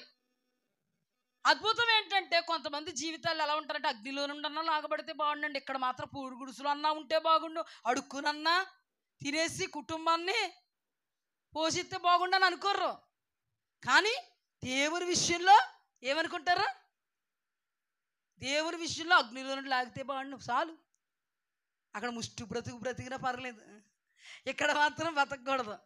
ఎలా ఉండాలి బాబు? పూరు గుడిసా, ప్లాట్ఫామా, డేరాలా, బిల్డింగ్? గ్రహించండి అమ్మా, గ్రహించండి. భారం ఉండాలి మనకి, బాధ్యత ఉండాలి మనకి. మన వాళ్ళే నశించిపోతుంటే భారం ఉండొద్దు, బాధ్యత ఉండొద్దు. సహవాసాన్ని కోల్పోతుంటే పట్టనట్టుంటావా? సహవాసానికి రాకపోతుంటే పట్టనట్టుంటావా? ఒక్కడ చెప్తున్నాను, ఈ నా మాటలను బట్టి అమ్మా నేను చెప్తున్నాను, అయినా కానీ నా మాట వినట్లేదు అన్నావా, దేవుడు ఎదుట నీవు తప్పు పట్టడు దేవుడు నిన్ను. నువ్వు చేసే ప్రయత్నం నువ్వు చేస్తున్నావా? దేవునికి స్తోత్రం కలుగునుగాక. ప్రయత్నం చేస్తున్న వాళ్ళని దేవుడు తప్పు పట్టడు. ప్రయత్నం చేయకుండా చేతులు ఉడుసు కూర్చున్న వాళ్ళని ఏం చేస్తాడు? తప్పు పడతాడు. సహవాసం యొక్క గొప్పతనం. బుద్ధిపూర్వకంగా పాపం చేసినట్టు కదా ఏమండి, బుద్ధిపూర్వకంగా పాపం చేసినట్టు కదా. ఇప్పటి వరకు మనం ధ్యానించిన ధ్యానాంశంతో కోరాహు బుద్ధిపూర్వకంగా పాపం చేశాడా? ఇప్పుడు దేవుడే ఉద్దేశించి, దేవుడే పరిశుద్ధులుగా ఉండడానికి పిలిచి, దేవుడే సంపూర్ణతను సాధించడానికి దేవుడే నీ కోసం ఏర్పాటు చేసిందని నువ్వు కాలదనుకుంటే బుద్ధిపూర్వకంగా పాపం చేసినట్టు కాదా? తెలిసి చేసినట్టు కాదా? తెలియక పడిపోయావమ్మా, అందుకే ఇంత ఎలా చెప్తున్నా ఇంటలేదా? దేవుడు సన్నిధి చాలా ప్రాముఖ్యమండి. కొందరు పట్టనట్టుగా ఉంటారు, ఎంత చెప్పినా వినరు, ఎంత చెప్పినా ఏడుసి చెప్పినా వినరు, గీపెట్టి చెప్పినా వినరు. పనికి మాలోళ్ళకి చూస్తారు చెప్పిన వాళ్ళని. మా ఊళ్ళోనే ఉన్నారండి ఇలాంటి రకాలు, అందుకే అనుభవంతో చెప్పగలుగుతున్నాను. చెప్పినోళ్ళు పనికి మాలినోళ్ళు, చెప్పినోళ్ళు పని పాఠాలేక చెప్తారు. ఆ రోజున నోవహు పనికి మాలినోడి కింద అయ్యాడు, నోవహు తింగరోడి కింద అయ్యాడు. ఆ రోజున లోతు అల్లుళ్ళతో చెప్తుంటే, భార్యతో చెప్తుంటే, బిడ్డలతో చెప్తుంటే అల్లుళ్ళు ఎగతాళి చేశారు. ఈ రోజున నువ్వైనా నేనైనా నా అనబడేటువంటి మన వాళ్ళతో ఎవరితో చెప్తుంటే, ఎల్లెల్లు చెప్పొచ్చావు, మాకు తెలుసు ఎప్పుడు పోయాకనా, నువ్వు ఉంటావో పోతావో ఎవరికి తెలుసు. ఎవరైనా రక్త సంబంధివైనా, బంధువుడువైనా, స్నేహితుడువైనా, ఇరుగైనా పొరుగైనా మన ప్రయత్నాలు మనం చేస్తున్న కొంతమంది ఎలా ఉండరు, వాళ్ళు ఎవరో తెలుసా, వాత వేయబడిన మనస్సాక్షుల. వాళ్ళ హృదయం ఏమైందో తెలుసా, కొవ్వింది. వాళ్ళు ఎవరికి సాదృశ్యంగా ఉన్నారో తెలుసా, అయ్యో కెపర్నహూమా, ఆకాశము మట్టుకు హెచ్చించుకుందువా, నీవు పాతాళానికి దిగిపోతావు. ఇశ్రాయేలీని దేవుడు రక్షించాడు, సుఖమేముంది? రక్షణలో ఉండగలిగారా? నిత్య రక్షణకు వెళ్ళగలిగారా? పాట పాడుకోవడానికే నిత్య ప్రేమతో నన్ను ప్రేమించిన్ తల్లి ప్రేమను మించినది, లోక ప్రేమను మించినది, నిత్య రక్షణతో నన్ను రక్షించిన్, నిత్య రక్షణతో నన్ను రక్షించిన్, లాలా లాలా లాలా ఆహా ఆహా. కొందరు మారుకున్నారే, ఈ పాట పాడితే మాకంటే అందంగా పాడేస్తారు. గుంపులో గోవిందం. నిత్య ప్రేమతో మనల్ని ప్రేమించాడండి. తల్లి ప్రేమ కంటే మించిన ప్రేమ అండి మన కన్న తండ్రి ప్రేమ. ఎంతమంది ఆ తండ్రి ప్రేమను పొందుకోగలుగుతున్నారు? ఎంతమంది ఆ తండ్రి ప్రేమను అర్థం చేసుకోగలుగుతున్నారు? ఎంతమంది ఆ తండ్రి ఏర్పాటు చేసినటువంటి సహవాసంలో నిలబడగలుగుతున్నారు? ఆ సహవాసం కొరకు పిలిచిన దేవుడు నమ్మదగిన దేవుడని ఎంతమంది ఉర్రోతలోరగలుగుతున్నాడు? ఇది నాకు దేవుడు ఇచ్చినటువంటి అత్యున్నతమైనటువంటి సమయం అని ఎంతమంది ఆనందించగలుగుతున్నారు, హర్షించగలుగుతున్నారు? దేవుడి దగ్గరికి వస్తే చక్కగా కూర్చోవడమే కదండి మనం చేయాల్సింది. కొంతమంది ఎలాగుంటారంటే, కూర్చోవడమే కష్టం మాకు, చేలో పనులు చేసుకుంటే ఎంత బాగుండు, ఇంట్లో పనులు ఎన్ని చేస్తున్నాయి ఎంత బాగుండు, అలా ఉన్నారు కదా కొంతమంది, అలా ఉన్నారు కదా కొంతమంది. ఈ ఉపదేశం అంతా ఎందుకు? అలా ఉండొద్దు, అలా ఉండొద్దు. ఎస్తేరు దేవుడు చేత ఏర్పాటు చేయబడినటువంటి హేగే అలంకారం తప్ప వేరే అలంకారాన్ని కోరుకోలేదు. ఈ రోజున కూడా దేవుడు మనకిచ్చినటువంటి పరిశుద్ధ గ్రంథములో దేవుడు ఎలా ఉండాలి, ఎలా ఉండకూడదు, ఎలా బ్రతకాలి, ఎలా బ్రతకూడదు, ఎలా జీవించాలి, ఎలా జీవించకూడదని పరిశుద్ధంగా ఉండడానికి పిలిచినటువంటి దేవుడు. పరిశుద్ధత అంటే ఏంటి, పరిశుద్ధతను ఎలా కాపాడుకోవాలి, పరిశుద్ధతను ఎలా కొనసాగించాలి, ఎప్పుడు పరిశుద్ధులు సంపూర్ణులవుతారు అనే విషయాన్ని దేవుడు మనతో ఈ సమయంలో మాట్లాడబోతున్నాడు. పరిశుద్ధత అంటే ఏంటి, పరిశుద్ధతను కాపాడుకోవడం అంటే ఏంటి, పరిశుద్ధతను కోల్పోయేటువంటి పరిస్థితులు జీవిస్తున్నటువంటి జీవితంలో మనకి ఎదురుపడతాయా అంటే, ఖచ్చితంగా పరిశుద్ధులుగా ఉండుటకు దేవుడు మనల్ని పిలిస్తే, పరిశుద్ధులు అనబడిన వాళ్ళు సంపూర్ణతను పరిపూర్ణతను సాధించాలనే దేవుడు ఏర్పాటులో ఉన్నటువంటి దైవజనులను ఏర్పాటు చేసుకుంటే, వాళ్ళు దేవుని యొక్క వాక్యాన్ని ప్రకటిస్తూ ఉంటే, వాళ్ళు ఆరాధిస్తూ ఉంటే, వాళ్ళతో కలిసి మీరు ఆరాధిస్తూ ఉంటే సాఫీగా సజావుగా సమస్తము సాగిపోతుంది. కానీ సాగిపోనిస్తాడా? ఒకడున్నాడు. ఎవడు వాడు? వద్దన్న వస్తాడు. పిలవని పేరంటమని పేరు పెట్టాం మనం. మన జీవితంలో పుట్టినప్పటి నుంచి చచ్చే వరకు ఏ కష్టము, నష్టము, ఇరుకు, ఇబ్బంది, వ్యాధి, బాధ, శోధన, చింత, అనారోగ్యము, అప్పుల సమస్యలు, ఏ సమస్యలు లేకుండా జీవితం కొనసాగిపోద్దా? కానీ ప్రతి ఒక్కరు ఎలా కోరుకుంటారు, కొనసాగితే ఎంత బాగుండు, ఏ గొడవ లేకపోతే ఎంత బాగుండు. మన భాషలో ఈ గోళం భరించలేకపోతున్నాం. ఎందుకు వచ్చిన బతుకు ఈ బతుకు. అందంగా ఆనందంగా ఉన్నప్పుడు రాదండి ఈ మాట. ఆనందంగా ఉన్నప్పుడు రాదండి ఈ మాట. ఎప్పుడు కొంత తేడా వచ్చినప్పుడు. అలాగే ఆత్మీయ జీవితంలో కూడా అతలాకుతల పరిస్థితులు ఏర్పడతాయి. పరిశుద్ధులుగా ఉండడానికి పిలిచిన దేవుడు, పరిశుద్ధులు సంపూర్ణులు అవ్వాలనే సంఘాన్ని, సహవాసాన్ని, దైవ జనాంగాన్ని ఏర్పాటు చేసినటువంటి దేవుడు, దైవ జనాంగము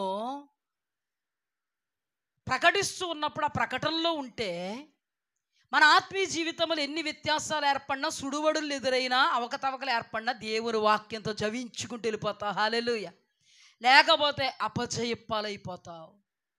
పరిశుద్ధతను కొనసాగించలేవు. పరిశుద్ధతలో నుండి సంపూర్ణత అనబడే చచ్చే వరకు పరిశుద్ధంగా నువ్వు ఉండలేవు. ఏదో విషయంలో నిన్ను డ్రాప్ అయిపోవడానికి సైతానుగాడు ఒకడు ఉన్నాడు. అందుకే నీకేం కావాలి? సహవాసం, వాక్యం, ఏర్పాటు జనాంగం అనబడే దైవజనుల యొక్క సంరక్షణ నీకు కావాలి. వాళ్ళ సహవాసం నీకు కావాలి. పరిశుద్ధత అంటే ఏంటి? పరిశుద్ధతను చివరి వరకు కొనసాగించాలా? పరిశుద్ధతను మధ్యలో ఆపేస్తే ఏమైపోద్ది? అసలు పరిశుద్ధతను మధ్యలో ఆపేసినోడు పరలోకం వెళ్తాడా? పరిశుద్ధతను చివరి వరకు కొనసాగించినోడు పరలోకం వెళ్తాడా? పరిశుద్ధతను చివరి వరకు కొనసాగించినోడే ఎస్తేరుకు సాదృశ్యంగా ఉన్నాడా? పరిశుద్ధతను మధ్యలో ఆపేసినోడు ఎస్తేరుకు సాదృశ్యంగా ఉన్నాడా అనే విషయాలను మనం ఇప్పుడు అధ్యయనం చేసుకుందాం త్వరగా. పరిశుద్ధత అంటే ఏంటి? పరిశుద్ధతను కాపాడుకోవడం అంటే ఏంటి? మన మనస్సు మారి నూతన మగుటయే రూపాంతరపరచబడుట.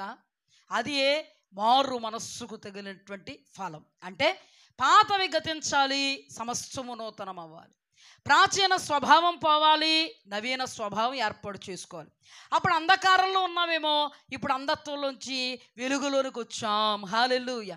అందుకే దేవుని వాక్యంలో 2వ కొరింథీయులకు రాసిన పత్రికలో 2వ కొరింథీయులకు రాసిన పత్రిక 6వ అధ్యాయము 14వ వచనం, మీరు అవిశ్వాసులతో జోడీగా ఉండకుడి, నీతికి దుర్నీతితో ఏమి సాంగత్యము, వెలుగుకు చీకటితో ఏమి పొత్తు, క్రీస్తుకు బెలయాలతో ఏమి సంబంధము, అవిశ్వాసతో విశ్వాసికి పాలెక్కడిది, దేవుని ఆలయానికి విగ్రహాలతో ఏమి పొందిక, మనము జీవము గల దేవుని ఆలయమై ఉన్నాం.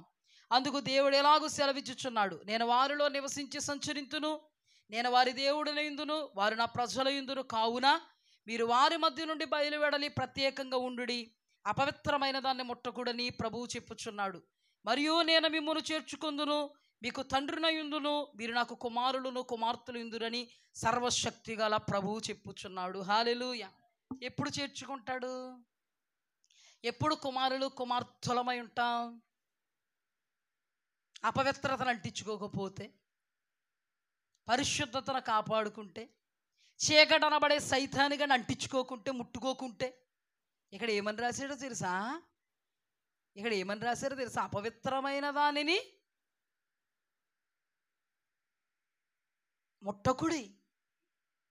అపవిత్రమైన దాన్ని ముట్టినా ప్రమాదమే. అపవిత్రమైన దాన్ని ముట్టినా ప్రమాదమే. ఎప్పుడు ఆయనకు ప్రజలై ఉంటాం, ఎప్పుడు ఆయనకు కుమారులై ఉంటాం, కుమార్తెలమై ఉంటాం? పవిత్రతను కాపాడుకుంటే, అంటే పరిశుద్ధతను కాపాడుకుంటే. పరిశుద్ధతను కాపాడుకోవడం అంటే ఏంటి?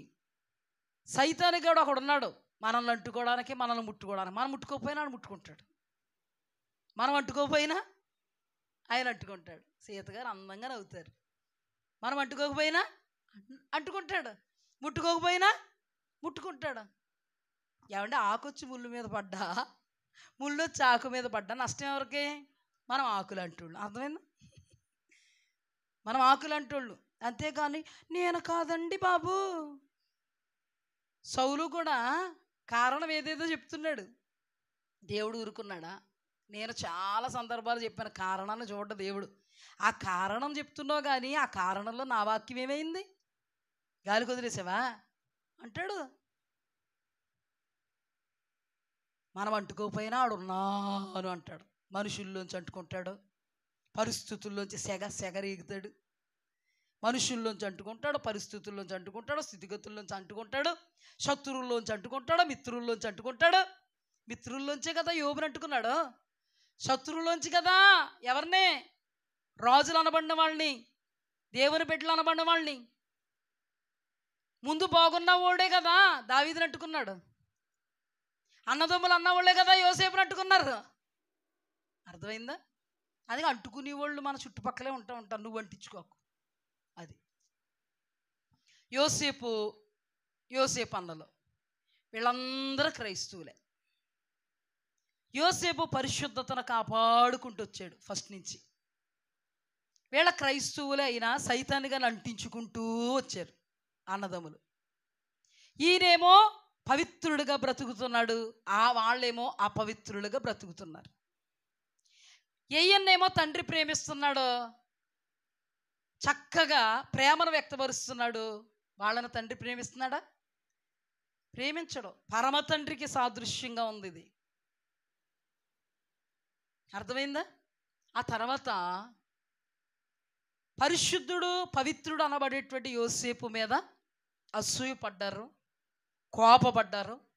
క్షేమ సమాచారం కూడా పలకలేదు. వాళ్ళు అపవిత్రులు అయితే అయ్యారు. యోసేపు అపవిత్రుడు అయ్యాడా? యోసేపు అపవిత్రంగా ఆలోచించాడా?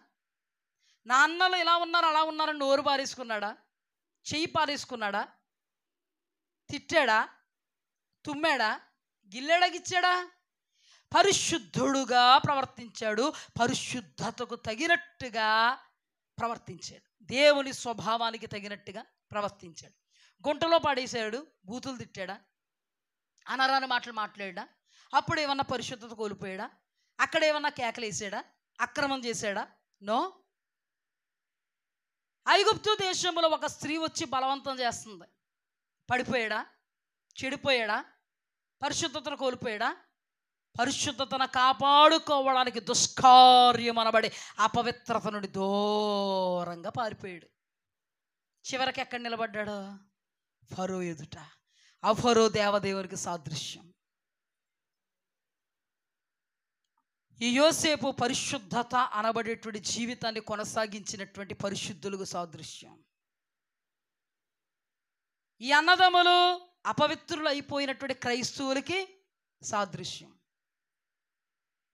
తండ్రి చేత ప్రేమింపబడినటువంటి వాళ్ళకి యోసేపు సాదృశ్యం అయితే,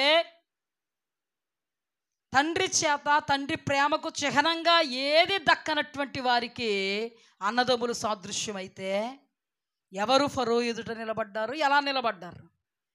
ఫరో ఎదుట నిలబడ్డాడు యోసేపు. సింహాసనం ఎక్కాడు, కిరీటం పెట్టబడింది, ఉంగరం పెట్టబడింది, బంగారపు గొలుసు వేయబడింది. అధికార సూచనగా అతనికి అత్యున్నతమైనటువంటి పలుకుబడి, పేరు, ఘనత, ప్రఖ్యాత, మెప్పు, మహిమ అతనిని వరించింది. ఎప్పుడు? పరిశుద్ధతను కాపాడుకుంటే సుమ.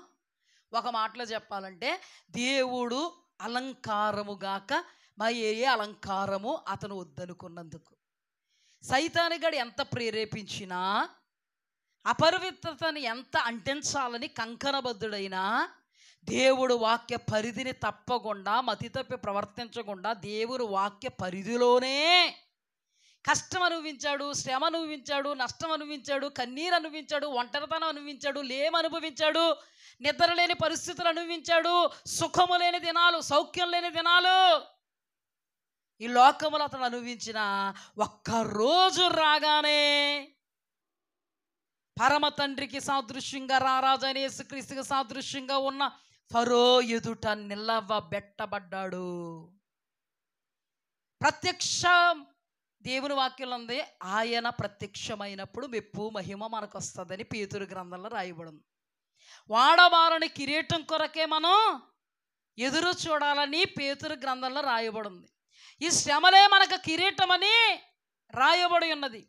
మంచి పోరాటం పోరాడి పరుగును తొదముట్టించి విశ్వాసాన్ని కాపాడుకున్న పౌలయ్య గారికి లోకయాత్ర తర్వాత కిరీటం ఉందని ఆయన మాట్లాడుతున్నాడు. అది అక్షయ కిరీటం, వాడబారని కిరీటం, నీతి కిరీటం, మహిమ కిరీటం.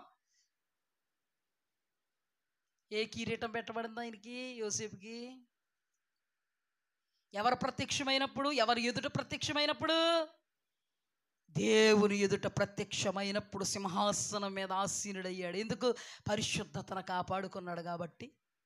దేవుని వాక్య క్రమములో నిలబడ్డాడు కాబట్టి, వాక్యం తప్పలేదు, మతి తప్పి ప్రవర్తించలేదు కాబట్టి, కష్టాల కడలులో, నష్టాల ఊబుల్లో, ఇరుకుల్లో, ఇబ్బందుల్లో దేవుని చూస్తూ ఏడవలేదంటే ఏడ్చాడు.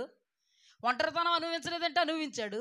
నష్టాన్ని అనుభవించలేదా? అనుభవించాడు. కష్టాన్ని అనుభవించలేదా? అనుభవించాడు. నింద అనుభవించలేదా? అనుభవించాడు. అపహాస్యపాలలేదా? అయ్యాడు. నిర్దోషి దోషిగా ఎంచబడలేదా? ఎంచబడ్డాడు. ఖైదీ వస్త్రాలు ధరించలేదా? చెరసాల్లో పెట్టబడలేదా? ఇనుము సంకెళ్ళు అతన్ని బాధించలేదా? ఈ లోకంలో భరించాల్సినంత భరించేశాడు. దేవుణ్ణి విడవలేదు, పరిశుద్ధతను విడవలేదు, పవిత్రతను విడవలేదు. అందుకే మహోన్నతుడు ప్రత్యక్షమైనప్పుడు సాదృశ్యంగా ధ్యానం చేసుకుంటున్నాం ఒక కోణాన్ని. మెప్పు, మహిమ, ఘనత యోసేపుకు దక్కింది. హల్లెలూయా. ఏదైనా ఎంత మాత్రమైనా అతను దేవుని యొద్ద నుండి దూరం చేయగలిగిందా? కాళ్ళు తొక్కుకున్నాడా? నోరు పారేసుకున్నాడా? నోరు తెరిచాడా? అనరాని మాటలు మాట్లాడా? దేవుని స్వభావము గాక దయ్యపు స్వభావాన్ని చూపాడా? ఆకొచ్చి ముళ్ళు మీద పడ్డా, ముళ్ళొచ్చి ఆకు మీద పడ్డది ఎవరికి నష్టం? ఆకుకైనా. మరి ఇయా కనబడేటోడు యోసేపు మీద ముళ్ళొచ్చి పడినా తాళుకుని తట్టుకుని గాయాలు మానుపుకున్నాడే తప్ప చీల్చివేయబడలే. ముళ్ళొచ్చి ఆకు మీద పడ్డాయి, ఆకుకి శ్రమ కలిగింది, శోధన కలిగింది, వేదన కలిగింది, బాధ కలిగింది. అంతేగాని అధోగతి పాలైపోయేంతగా దేవుడిని విడిచిపెట్టి వెళ్ళలేదు. ఇదంతా దేవుని వలన, దేవుని ఆత్మ వలన పరిశుద్ధతను కాపాడుకున్నందున, సంపూర్ణుడిగా నిలబడినందుకు సమయం వచ్చేటప్పటికి, నిర్ణయ కాలం వచ్చేటప్పటికి అద్భుతం జరిగింది. అక్కడ కూడా దేవుడు ఎస్తేరుని రాణిగా చేయాలని ఉద్దేశించాడు. ఉద్దేశాల్లో నిలబడింది. రాణిని ఎస్తేరుని రాణిగా చేయాలనే ఉద్దేశంలో రాణి నిలబడింది. ఎందుకు? హేగే అలంకరించిన అలంకారం తప్ప మరి దేన్ని కోరుకోలేదు. ఎందుకు అంటే దేవుని వాక్యం అనబడేటువంటి ఈ వాక్య పరిధిలో, ఆ పరిశుద్ధతలో ఆమె నిలబడి సంపూర్తి కాగానే రాజుగారు ఎదుట ఆమె ప్రత్యక్షమైనప్పుడు, ఆమె ఎదుట రాజు అయినటువంటి దేవాది దేవుడికి సాదృశ్యంగా ఉన్న అహశ్వరోషు రాజు ప్రత్యక్షమైనప్పుడు రాజదండాన్ని చూపించాడు. ఆమెకి ఏం దక్కింది? కిరీటం దక్కింది, సింహాసనం దక్కింది, రాజవస్త్రాలు దక్కాయి, మెప్పు దక్కింది, మహిమ దక్కింది, రాజ కిరీటం దక్కింది. పైనుంచి క్రింద వరకు కూడా మహిమ, మెప్పు, ఘనత ఆ ప్రణాళికల్లో నిలబడ్డారు.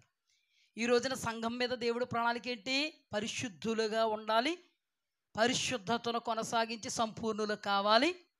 చివర ప్రభువు ప్రత్యక్షమైనప్పుడు, ప్రభు ఎదుట నువ్వు నిలబడినప్పుడు నీకు మెప్పు, మహిమ, ఘనత ఇవ్వాలి. హల్లెలూయా. జరిగిందా లేదా? జరిగిందా? పరిశుద్ధత అంటే అది. నోటి మాట ద్వారా, కంటి చూపు ద్వారా, హృదయ ఆలోచన ద్వారా, నడక ద్వారా, పడక ద్వారా ఏ చీకటి సంబంధితమైన ఆలోచన కానీ, తలంపు కానీ, ఊహ కానీ, ఉద్దేశం కానీ మన దరిదాపుల్లో కూడా రానివ్వకుండా, రాకమాందో తలంపు రావడం తప్పు కదా, వచ్చిన తలంపును త్రుంచుకుపోవడం తప్పు. చీకటి ఆలోచనలు రావడం తప్పు కాదు. సైతానుగాడు ఉన్నాడంటే మన పక్కన స్వరం వినిపిస్తూ ఉంటాడు. వినబడినప్పుడు దాన్ని త్రుంచుకోకపోవడం, కాల్చి వేసుకోకపోవడం, త్రోసి వేసుకోకపోవడం పరమ తప్పు. ఈ తప్పు మనల్ని చీకట్లోకి తీసుకెళ్ళిపోద్ది. అవునా? సౌలు చాలా అద్భుతంగా బ్రతికాడండి. మధ్యరకంగా అతనే దుష్టుని సంబంధం అయిపోయి, అతన్ని ఎవరు బాధపట్టిన వాళ్ళు లేరు, కానీ దేవుడు సంబంధం అనబడినటువంటి దావీదుని బాధపెడితే, మరి దావీదు ఏ రోజన్నా పరిశుద్ధతను కోల్పోయాడా? ముళ్ళు చాకు మీద పడింది, ఆకుకి నష్టం కలుగుతుంది.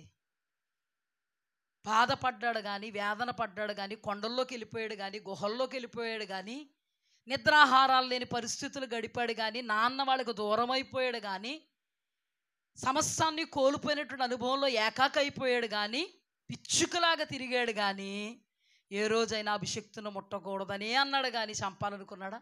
చంపే అవకాశం వచ్చినా చంపాడా? తిట్టే అవకాశం వస్తే తిట్టాడా? ఎవరికైనా అతని గురించి తప్పుగా చెప్పాల్సిన అవకాశం వచ్చినప్పుడు చెప్పాడా?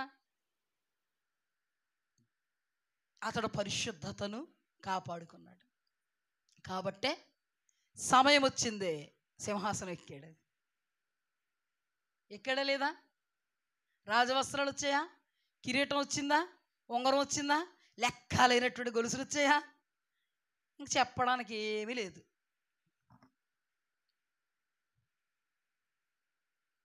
ప్రభువు మన ఎదుట ప్రత్యక్షమైనప్పుడు మెప్పు, మహిమ, ఘనత మనకు రావాలంటే ఏం లేదు, సహవాసానికి రావాలి, విత్తబడుతున్నటువంటి వాక్యాన్ని ధ్యానం చేయాలి, దేవుణ్ణి ఆరాధించాలి, దైవజనులు ఆత్మావేశంతో మిమ్మల్ని నడిపిస్తున్నప్పుడు మీరు నడవాలి. అలాగే మీ జీవిత దినాలు కొనసాగుతూ ఉంటాయి. అలాంటప్పుడు మీకు కష్టాలు రావంటే వస్తాయి, ఇరుకులు రావంటే వస్తాయి, ఇబ్బందులు రావా, వ్యాధులు రావా, బాధలు రావా, శోధనలు రావా, నిందలు రావా, అవమానాలు రావా, వస్తాయి. మీకు వినబడుతున్న వాక్యం, మీరు వింటున్న వాక్యం, గ్రహిస్తున్న వాక్యం జయించడానికి మిమ్మల్ని నడిపిస్తుంది, జయోత్సవముతో మిమ్మల్ని నిలబెడద్ది. హల్లెలూయా. ఎందుకు అపోస్తలులు, ఎందుకు ప్రవక్తలు, ఎందుకు సువార్తికులు, ఎందుకు కాపరులు, ఎందుకు ఉపదేశకులు? మీ క్షేమం కోసం, ప్రకటిస్తున్న మా క్షేమం కోసం. మీరు ఎత్తబడాలి, మేము ఎత్తబడాలి. మీకు పని ఉంది, మాకు పని ఉంది. మీరు నమ్మకంగా ఉండాలి, మేము నమ్మకంగా ఉండాలి. హల్లెలూయా. అక్కడ రాయబడి ఉంది, ఎటు వీలైతే అటు గాలికి కొట్టుకుపోయే ఏ ఉపదేశానికి కూడా మీరు అటు ఇటు కొట్టుకుపోయి ఉపదేశాల వెనక పడక్కర లేకుండానే ఏర్పాటు జనాంగం. హల్లెలూయా. గాలి కొట్టుకుపోయే ఉపదేశాలు, కాకమ్మ కబుర్లు, అల్లరితో కూడిన పరిస్థితులు, దురద చెవులు గలవారే కల్పనా కథలు చెప్పేవాళ్ళు, వీళ్ళందరూ ఎవరు? దురద చెవులు కలిగిన వారు కావాలనుకుంటారు. అంటే దురద చెవులు కలిగిన వాళ్ళు ఎవరిని కావాలనుకుంటారు? అక్రమకారుల్ని, అక్రమం చేయవాళ్ళని కావాలనుకుంటారు. వాళ్ళు పోతారు, వీళ్ళు పోతారు. ఇప్పుడు ఈ కలిపి చెరుపుడు బోధకులు, లేకపోతే కల్పనా కథలు వల్లించేవాళ్ళు, ఏర్పాటులో లేకుండా తమ పొట్టకోటు కోసం, తమ మెప్పు కోసం, మహిమ కోసం, ఘనత కోసం దేవుడు సంబంధులు, దుష్టుల సంబంధులు, అక్రమం చేయవారు, మరి వీళ్ళందరూ కూడా ఆ బోధలతో మిమ్మల్ని కల్మషం చేస్తారేమో, వినకూడనివి ఎప్పుడైనా వినవలసి వస్తుందేమో. అలాంటప్పుడు ఏర్పాటు చేసిన వాళ్ళు మీకు ఎంతో దోహదపడతారనే సత్యాన్ని ఇక్కడ ఈ వాక్యములో దేవుడు తెలియపరుస్తున్నాడు. హల్లెలూయా. అర్థమైందా? ఈ నిజమైనటువంటి సేవకులు లేకపోతే ఈ అబద్ధికులు చెప్పే ఉపదేశానికి ఎటు వీలైతే అటు ఏమైపోతారు? చదువుదాం ఆ మాట రండి మీకు మొత్తం. ఎఫెసీయులకు రాసిన పత్రిక 4:13. పరిశుద్ధులు సంపూర్ణులగునట్లు క్రీస్తు శరీరము క్షేమాభివృద్ధి చెందుటకును పరిచర్య ధర్మం జరుగుటకును ఆయన కొందరిని అపోస్తలులుగాను, కొందరిని ప్రవక్తలుగాను, కొందరిని సువార్తికులుగాను, కొందరిని కాపరులుగాను, ఉపదేశకులుగా నియమించిన. అందువలన మనమేక మీదట పసిపిల్లలమై ఉండి మనుష్యుల మాయోపాయముల చేత వంచనతోనూ తప్పు మార్గమునకుల కుయుక్తితోనూ గాలి కొట్టుకొని పోవునట్లు కల్పింపబడిన ప్రతి ఉపదేశానికి ఇటు అటు కొట్టుకొని పోవచ్చు అలల చేత ఎగరగొట్టబడిన వారమైనట్లుండక ప్రేమ కలిగి సత్యం చెప్పుచు క్రీస్తు వలుంటకు మనం అన్ని విషయాల్లోనూ ఎదుగుదుము. అర్థమైందా? ఇప్పుడు ఏర్పాటు చేయబడినటువంటి వాళ్ళు ఏం చేస్తారు? మనుష్యుల, ఇక్కడ రాయబడి ఉంది కదా, ఇది దేవుడి ఏర్పాటులో ఉన్నవాళ్ళు కాదు, మనుష్యుల మాయోపాయములు. ఈ మనుష్యులు మాయగా ఉపాయాలు పన్నుతారు, కలిపి చెరిపిడి బోధిస్తారు. మీకు చెప్పాను కదా, కలిపి చెరిపి ఎందుకు బోధించాడు ఇస్కరియోతు యోధా? డబ్బు సంచులో డబ్బు పడాలి. ఇప్పుడు బిలాము కలిపి చెరిపి ఎందుకు బోధించాడు? అది ఇశ్రాయేలుకి నాశనానికే, ఉరియొడ్డమనడానికే. ఉరియొడ్డమని బాలాకుకు బిలాము చేసినటువంటి బోధ, ఇశ్రాయేలుకు ఉరియొడ్డమని బాలాకుకు చేసినటువంటి బిలాము బోధ. వీళ్ళందరూ ఎందుకు? ఈయనెందుకు? మెప్పు రావాలి, మహిమ రావాలి, సొమ్ము రావాలి. ఈ మనుష్యులు మాయోపాయములు, ఇవన్నీ మాయ ఉపాయములు. ఈ మాయోపాయములతో ఎవరి మీద రుద్దుతారు వీళ్ళు? పెద్దయ్య గారు వచ్చేస్తున్నారండి, మరి ఇలాంటి పెద్దయ్య గారు మరి మీటింగులు రమ్మంటే రావాలి కదా, వెళ్ళాలి కదా. అప్పుడు మీకు ఏర్పాటు చేయబడినటువంటి దైవ జనాంగం చెప్పిన మాటలు అర్థం అవ్వలేదనుకో, కపటోపాయములు మాయోపాయములు పడిపోయామనుకో, ఇశ్రాయేలీలకు ఉరొడ్డి, మీకు కూడా ఉరైపోద్దది. అర్థమైందా? దేవుని ఏర్పాటు జనాంగం దేవుడు ఏర్పాటు చేశాడు. ఎందుకు? మాయోపాయముల చేత కుయుక్తితో బోధిస్తున్న ఈ బోధకుల విషయంలో గాలికి కొట్టుకుపోయి ఉపదేశాలు ఇవి. వీటి విషయంలో మీరు అటు ఇటు తప్పిపోకుండా ఏర్పాటు జనాంగం ఏం చేస్తుంది? మిమ్మల్ని దేవుని స్వారూప్యంలో నిలబడడానికి దోహదపడద్ది. హల్లెలూయా, దేవునికి మహిమగా. మీరు నిజంగా ఏర్పాటు జనాంగమే కనుక మీకు దైవజల్లుగా ఉంటే మీరు చాలా ధన్యులు. చూడండి, ఇక్కడ దేవుడు ఏర్పాటు ప్రవక్తలు ఉన్నారు, ఇక్కడ దేవుని ఏర్పాటు అపోస్తలులు ఉన్నారు, దేవుని ఏర్పాటు బోధకులు ఉన్నారు, దేవుని ఏర్పాటు ఉపదేశకులు ఉన్నారు, దేవుని ఏర్పాటు సువార్థికులు ఎలా ఉన్నారో దేవుని ఏర్పాటులో లేని అపోస్తలులు ఉన్నారు, దేవుని ఏర్పాటులో లేని సువార్థికులు ఉన్నారు, దేవుని ఏర్పాటులో లేనటువంటి ఉపదేశకులు ఉన్నారు, దేవుని ఏర్పాటులో లేనటువంటి కాపరులు కూడా ఉన్నారు. కాపరులు వీళ్ళు మందని కనికరించరు, అపోస్తలులు వీళ్ళు దొంగ అపోస్తలులు, అందుకే ప్రకటన గ్రంథంలో వీరు దొంగ అపోస్తలులు అని తెలుసుకొని వాళ్ళని ఏం చేశారు? తరిమారు. ఎందుకు? వాళ్ళకు వాక్యం తెలుసు కాబట్టి. హల్లెలూయా, హల్లెలూయా. ఇలాంటి వాళ్ళు చాలామంది ఉన్నారు, బయలుదేరారు. కనబడేదంతా బంగారం కాదు, మెరిసేదంతా బంగారం కాదు. అర్థమైందండి? అందుకని మనం ఏం చేస్తామన్నమాట, ఏర్పాటు జనాంగము ద్వారా ఆత్మబలాన్ని, శక్తిని పొందుకుని ఇలాంటి వాళ్ళందరినీ కూడా తృణీకరిస్తాం, తోసి పాడేస్తాం. మీకు తెలుసు ఏది సత్యమైన బోధ. హల్లెలూయా. ఇప్పుడు చూడండి, అహాబు రాజు దినాల్లో అబద్ధ ప్రవక్తలు 400 మంది. యెహోషాపాతు రాజు పరిశుద్ధుడు. ఎవరు? మహాపరిశుద్ధుడు. అందుకే యెహోరాముతో యెహోషాపాతు రాజు ఎలీషా ఎదుట పడినప్పుడు ఎలీషా అన్నాడు, యెహోరామును బట్టి అయితే నేను యెహోరాం ముఖం చూడడానికి కానీ మాట్లాడడానికి కానీ సాహసించను, యెహోషాపాతును బట్టి అతను గౌరవించాలి గనుక నేనేం చేశాను? మాట్లాడుతున్నాను అన్నాడా. యెహోషాపాతు రాజు ఎవరో? పరిశుద్ధుడు. ఈ పరిశుద్ధుడు 400 మంది ప్రవక్తలు సోదే చెప్తున్నారు. సోదే. అహాబు మా బాగా చెప్తున్నారు, వెళ్ళిపోమంటున్నారు రామోత్గిలాదు మీద కంటే. యెహోషాపాతు రాజు అన్నాడు, బావగారు నిజమైన ప్రవక్తలు ఎవరు లేరండి, వీళ్ళు మీ ప్రవక్తలు నాకు అర్థమైపోయింది, ప్రవక్తను పిల్లండి, మికాయా. హల్లెలూయా. 400 మంది చెప్పారు ప్రవచనాలు, వీళ్ళందరూ అబద్ధ ప్రవక్తలు, ఒకే ఒక్కడ నిజమైన ప్రవక్త. దేవుని వాక్యంలో ప్రవక్తలను నమ్ముకోండి, కృతార్థులగుతారు. ప్రభువుని యెహోవాను నమ్ముకోండి, స్థిరపరచబడతారు. ఆయన ప్రవక్తలు నమ్ముకోండి, కృతార్థులవుతారు. ప్రవక్తలు ఉండాలండి, మన క్షేమం. ప్రవక్తలుంటే సంభవింపబోవు కీడులు దేవుడు వాళ్ళకి బయలుపరుస్తారు. దేవుడు అన్నాడు, నా ప్రవక్తలకు నేను సంకల్పించినది బయలుపరచక మానను. అబద్ధ ప్రవక్తలుంటే నాశనం అయిపోతారు, జాగ్రత్త. నిజమైన ప్రవక్తలుంటే బాగుపడతారు. అపోస్తలుల చిహ్నాలంటే ఇవన్నీ ఉంటాయి. వాళ్ళు ప్రవక్తల అనుభవాలు ఉంటాయి, అభిషేకం ఉంటుంది, ఉపదేశాలు ఉంటాయి, వాక్యాలు ఉంటాయి, ఇంకా సువార్తను ప్రకటించగలుగుతారు, అభిషక్తులుగా ఉంటారు. దేవునికి మహిమ కలుగునుగా. అపోస్తలులు ఎంతమందిని కట్టారండి. ఉపదేశం, అపోస్తలుల ద్వారా అద్భుతమైనటువంటి కార్యాలు జరుగుతాయి, సువార్థికుల ద్వారా అద్భుతమైన సువార్త, ఉపదేశకుల ద్వారా అద్భుతమైన ఉపదేశాలు, ఉపదేశించేటువంటి కృపా వరం ఇచ్చినప్పుడు ఉపదేశాలు బోధించగలుగుతారు.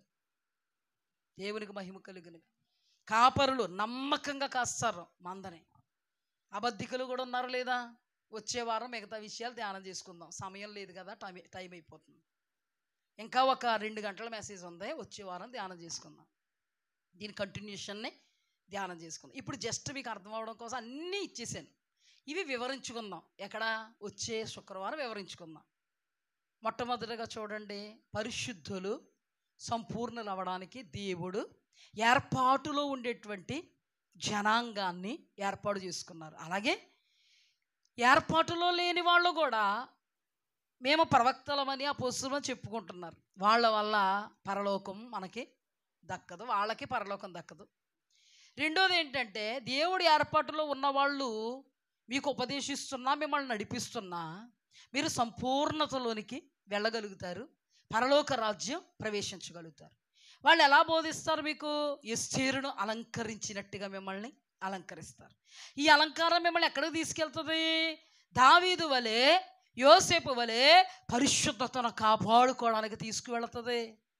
ఇది అలంకారం మిమ్మల్ని ఎలాగ నడిపిస్తుంది? శ్రమల్లో ఎదురొడ్డి నిలబడ్డానికి, దేవుణ్ణి దూషించకుండా, నిందించకుండా, ఏ ప్రజల్లో నుండి శ్రమలు వస్తున్నాయో ఆ ప్రజల్ని నిందించకుండా, దూషించకుండా, శ్రమల్లో దేవుణ్ణి చూడడానికి, శ్రమల తర్వాత గొప్ప ఆశీర్వాదాన్ని పొందుకోవడానికి ఈ ఏర్పాటు జనాంగము యొక్క ఈ సంఘములో దేవుడు పెట్టినటువంటి క్రమము ద్వారా మీరు సంపూర్ణతను సాధించడానికి ఆస్కారం అవుద్ది. ఈ లోకములో మీరు ఈ ఏర్పాటులో ఉన్నట్లయితే, ఈ సహవాసంలో ఉన్నట్లయితే, ఏర్పాటు జనాంగం యొక్క చేతుల్లో మీరు అలంకరింపబడుతున్నట్లయితే, పరిమళ సువాసనలతో రుద్దబడుతున్నట్లయితే, మీరు దేవునికి పరిమళ సువాసనగా ఉంటారు. దేవుడు ప్రత్యక్షమైనప్పుడు యోసేపు, దావీదు, ఎస్తేరు వీళ్ళందరూ కూడా ఒక సమయం వచ్చేటప్పుడు సింహాసనం ఎక్కినట్టుగా, కిరీటాన్ని అనుభవించినట్టుగా, ఉంగరాలు పెట్టబడినట్టుగా, బంగారముతో అలంకరింపబడినట్టుగా దేవుని ఎదుట మీకు మెప్పు, మహిమ, ఘనత, కిరీటాలు, బహుమానాలు, ఆనందం, సంతోషం, సమాధానం, యుగ యుగాల జీవితం ఏర్పాటు చేయబడింది. హల్లెలూయా. ఎంతమంది? మా అందరికీ ఆ ఏర్పాటు కావాలి. మన సంఘంలో అందరూ ఆ ఏర్పాట్లు ఉందురుగాక. మన సంఘంలో ఎవరు ఎవరు ఎవరు విడవబడకూడదు. మీరు అనొచ్చు, అమ్మగారండి సంఘంలో సగం మంది అలాగా, సగం మంది ఇలాగా ఉంటారు, అందరూ ఎత్తబడరు అన్నారు కదండి అమ్మగారు, మరి మీరే అందరూ ఎత్తబడాలి అన్నట్టుగా మాట్లాడుతున్నారండి అంటే దానికి కూడా సమాధానం చెప్తాను. స్మరణ సంఘములో తప్పిదాలే లేవు. హల్లెలూయా. ఫిలదెల్ఫియా సంఘములో తప్పిదాలే లేవు. మనల్ని దేవుడు అటువంటి అనుభవాల్లో నిలబెట్టును గాక, బలహీనంలో దేవుడు బలపరచును గాక, ఉజ్జీవింపజేయును గాక, మండించును గాక, రగిలించును గాక. స్మరణ సంఘపు అనుభవాలు, ఫిలదెల్ఫియా సంఘపు అనుభవాల్లో దేవుడు మనల్ని జయోత్సవముతో నడిపించును గాక. దేవుడి యొక్క కృప మన మీద, మన సంఘం మీద, రాబో తరాల మీద రాకడ పర్యాంతము వరకు దేవుని ఎదుట మెప్పు కొరకు, మహిమ కొరకు నిలబడుదురుగాక. ఎవరు నశించిపోవడానికి కానీ, నిత్య నరకాగ్ని పాలైపోవడానికి కానీ ఆస్కారం లేకుండా అపవాది నడినెత్తి మీద ఎక్కి విజయోత్సవముతో దేవుని ఎదుట జయోత్సవముతో నిలబడుదురుగాక. ఇటు కృపలో దేవుడు మనల్ని నడిపించునుగాక, నిలబెట్టునుగాక.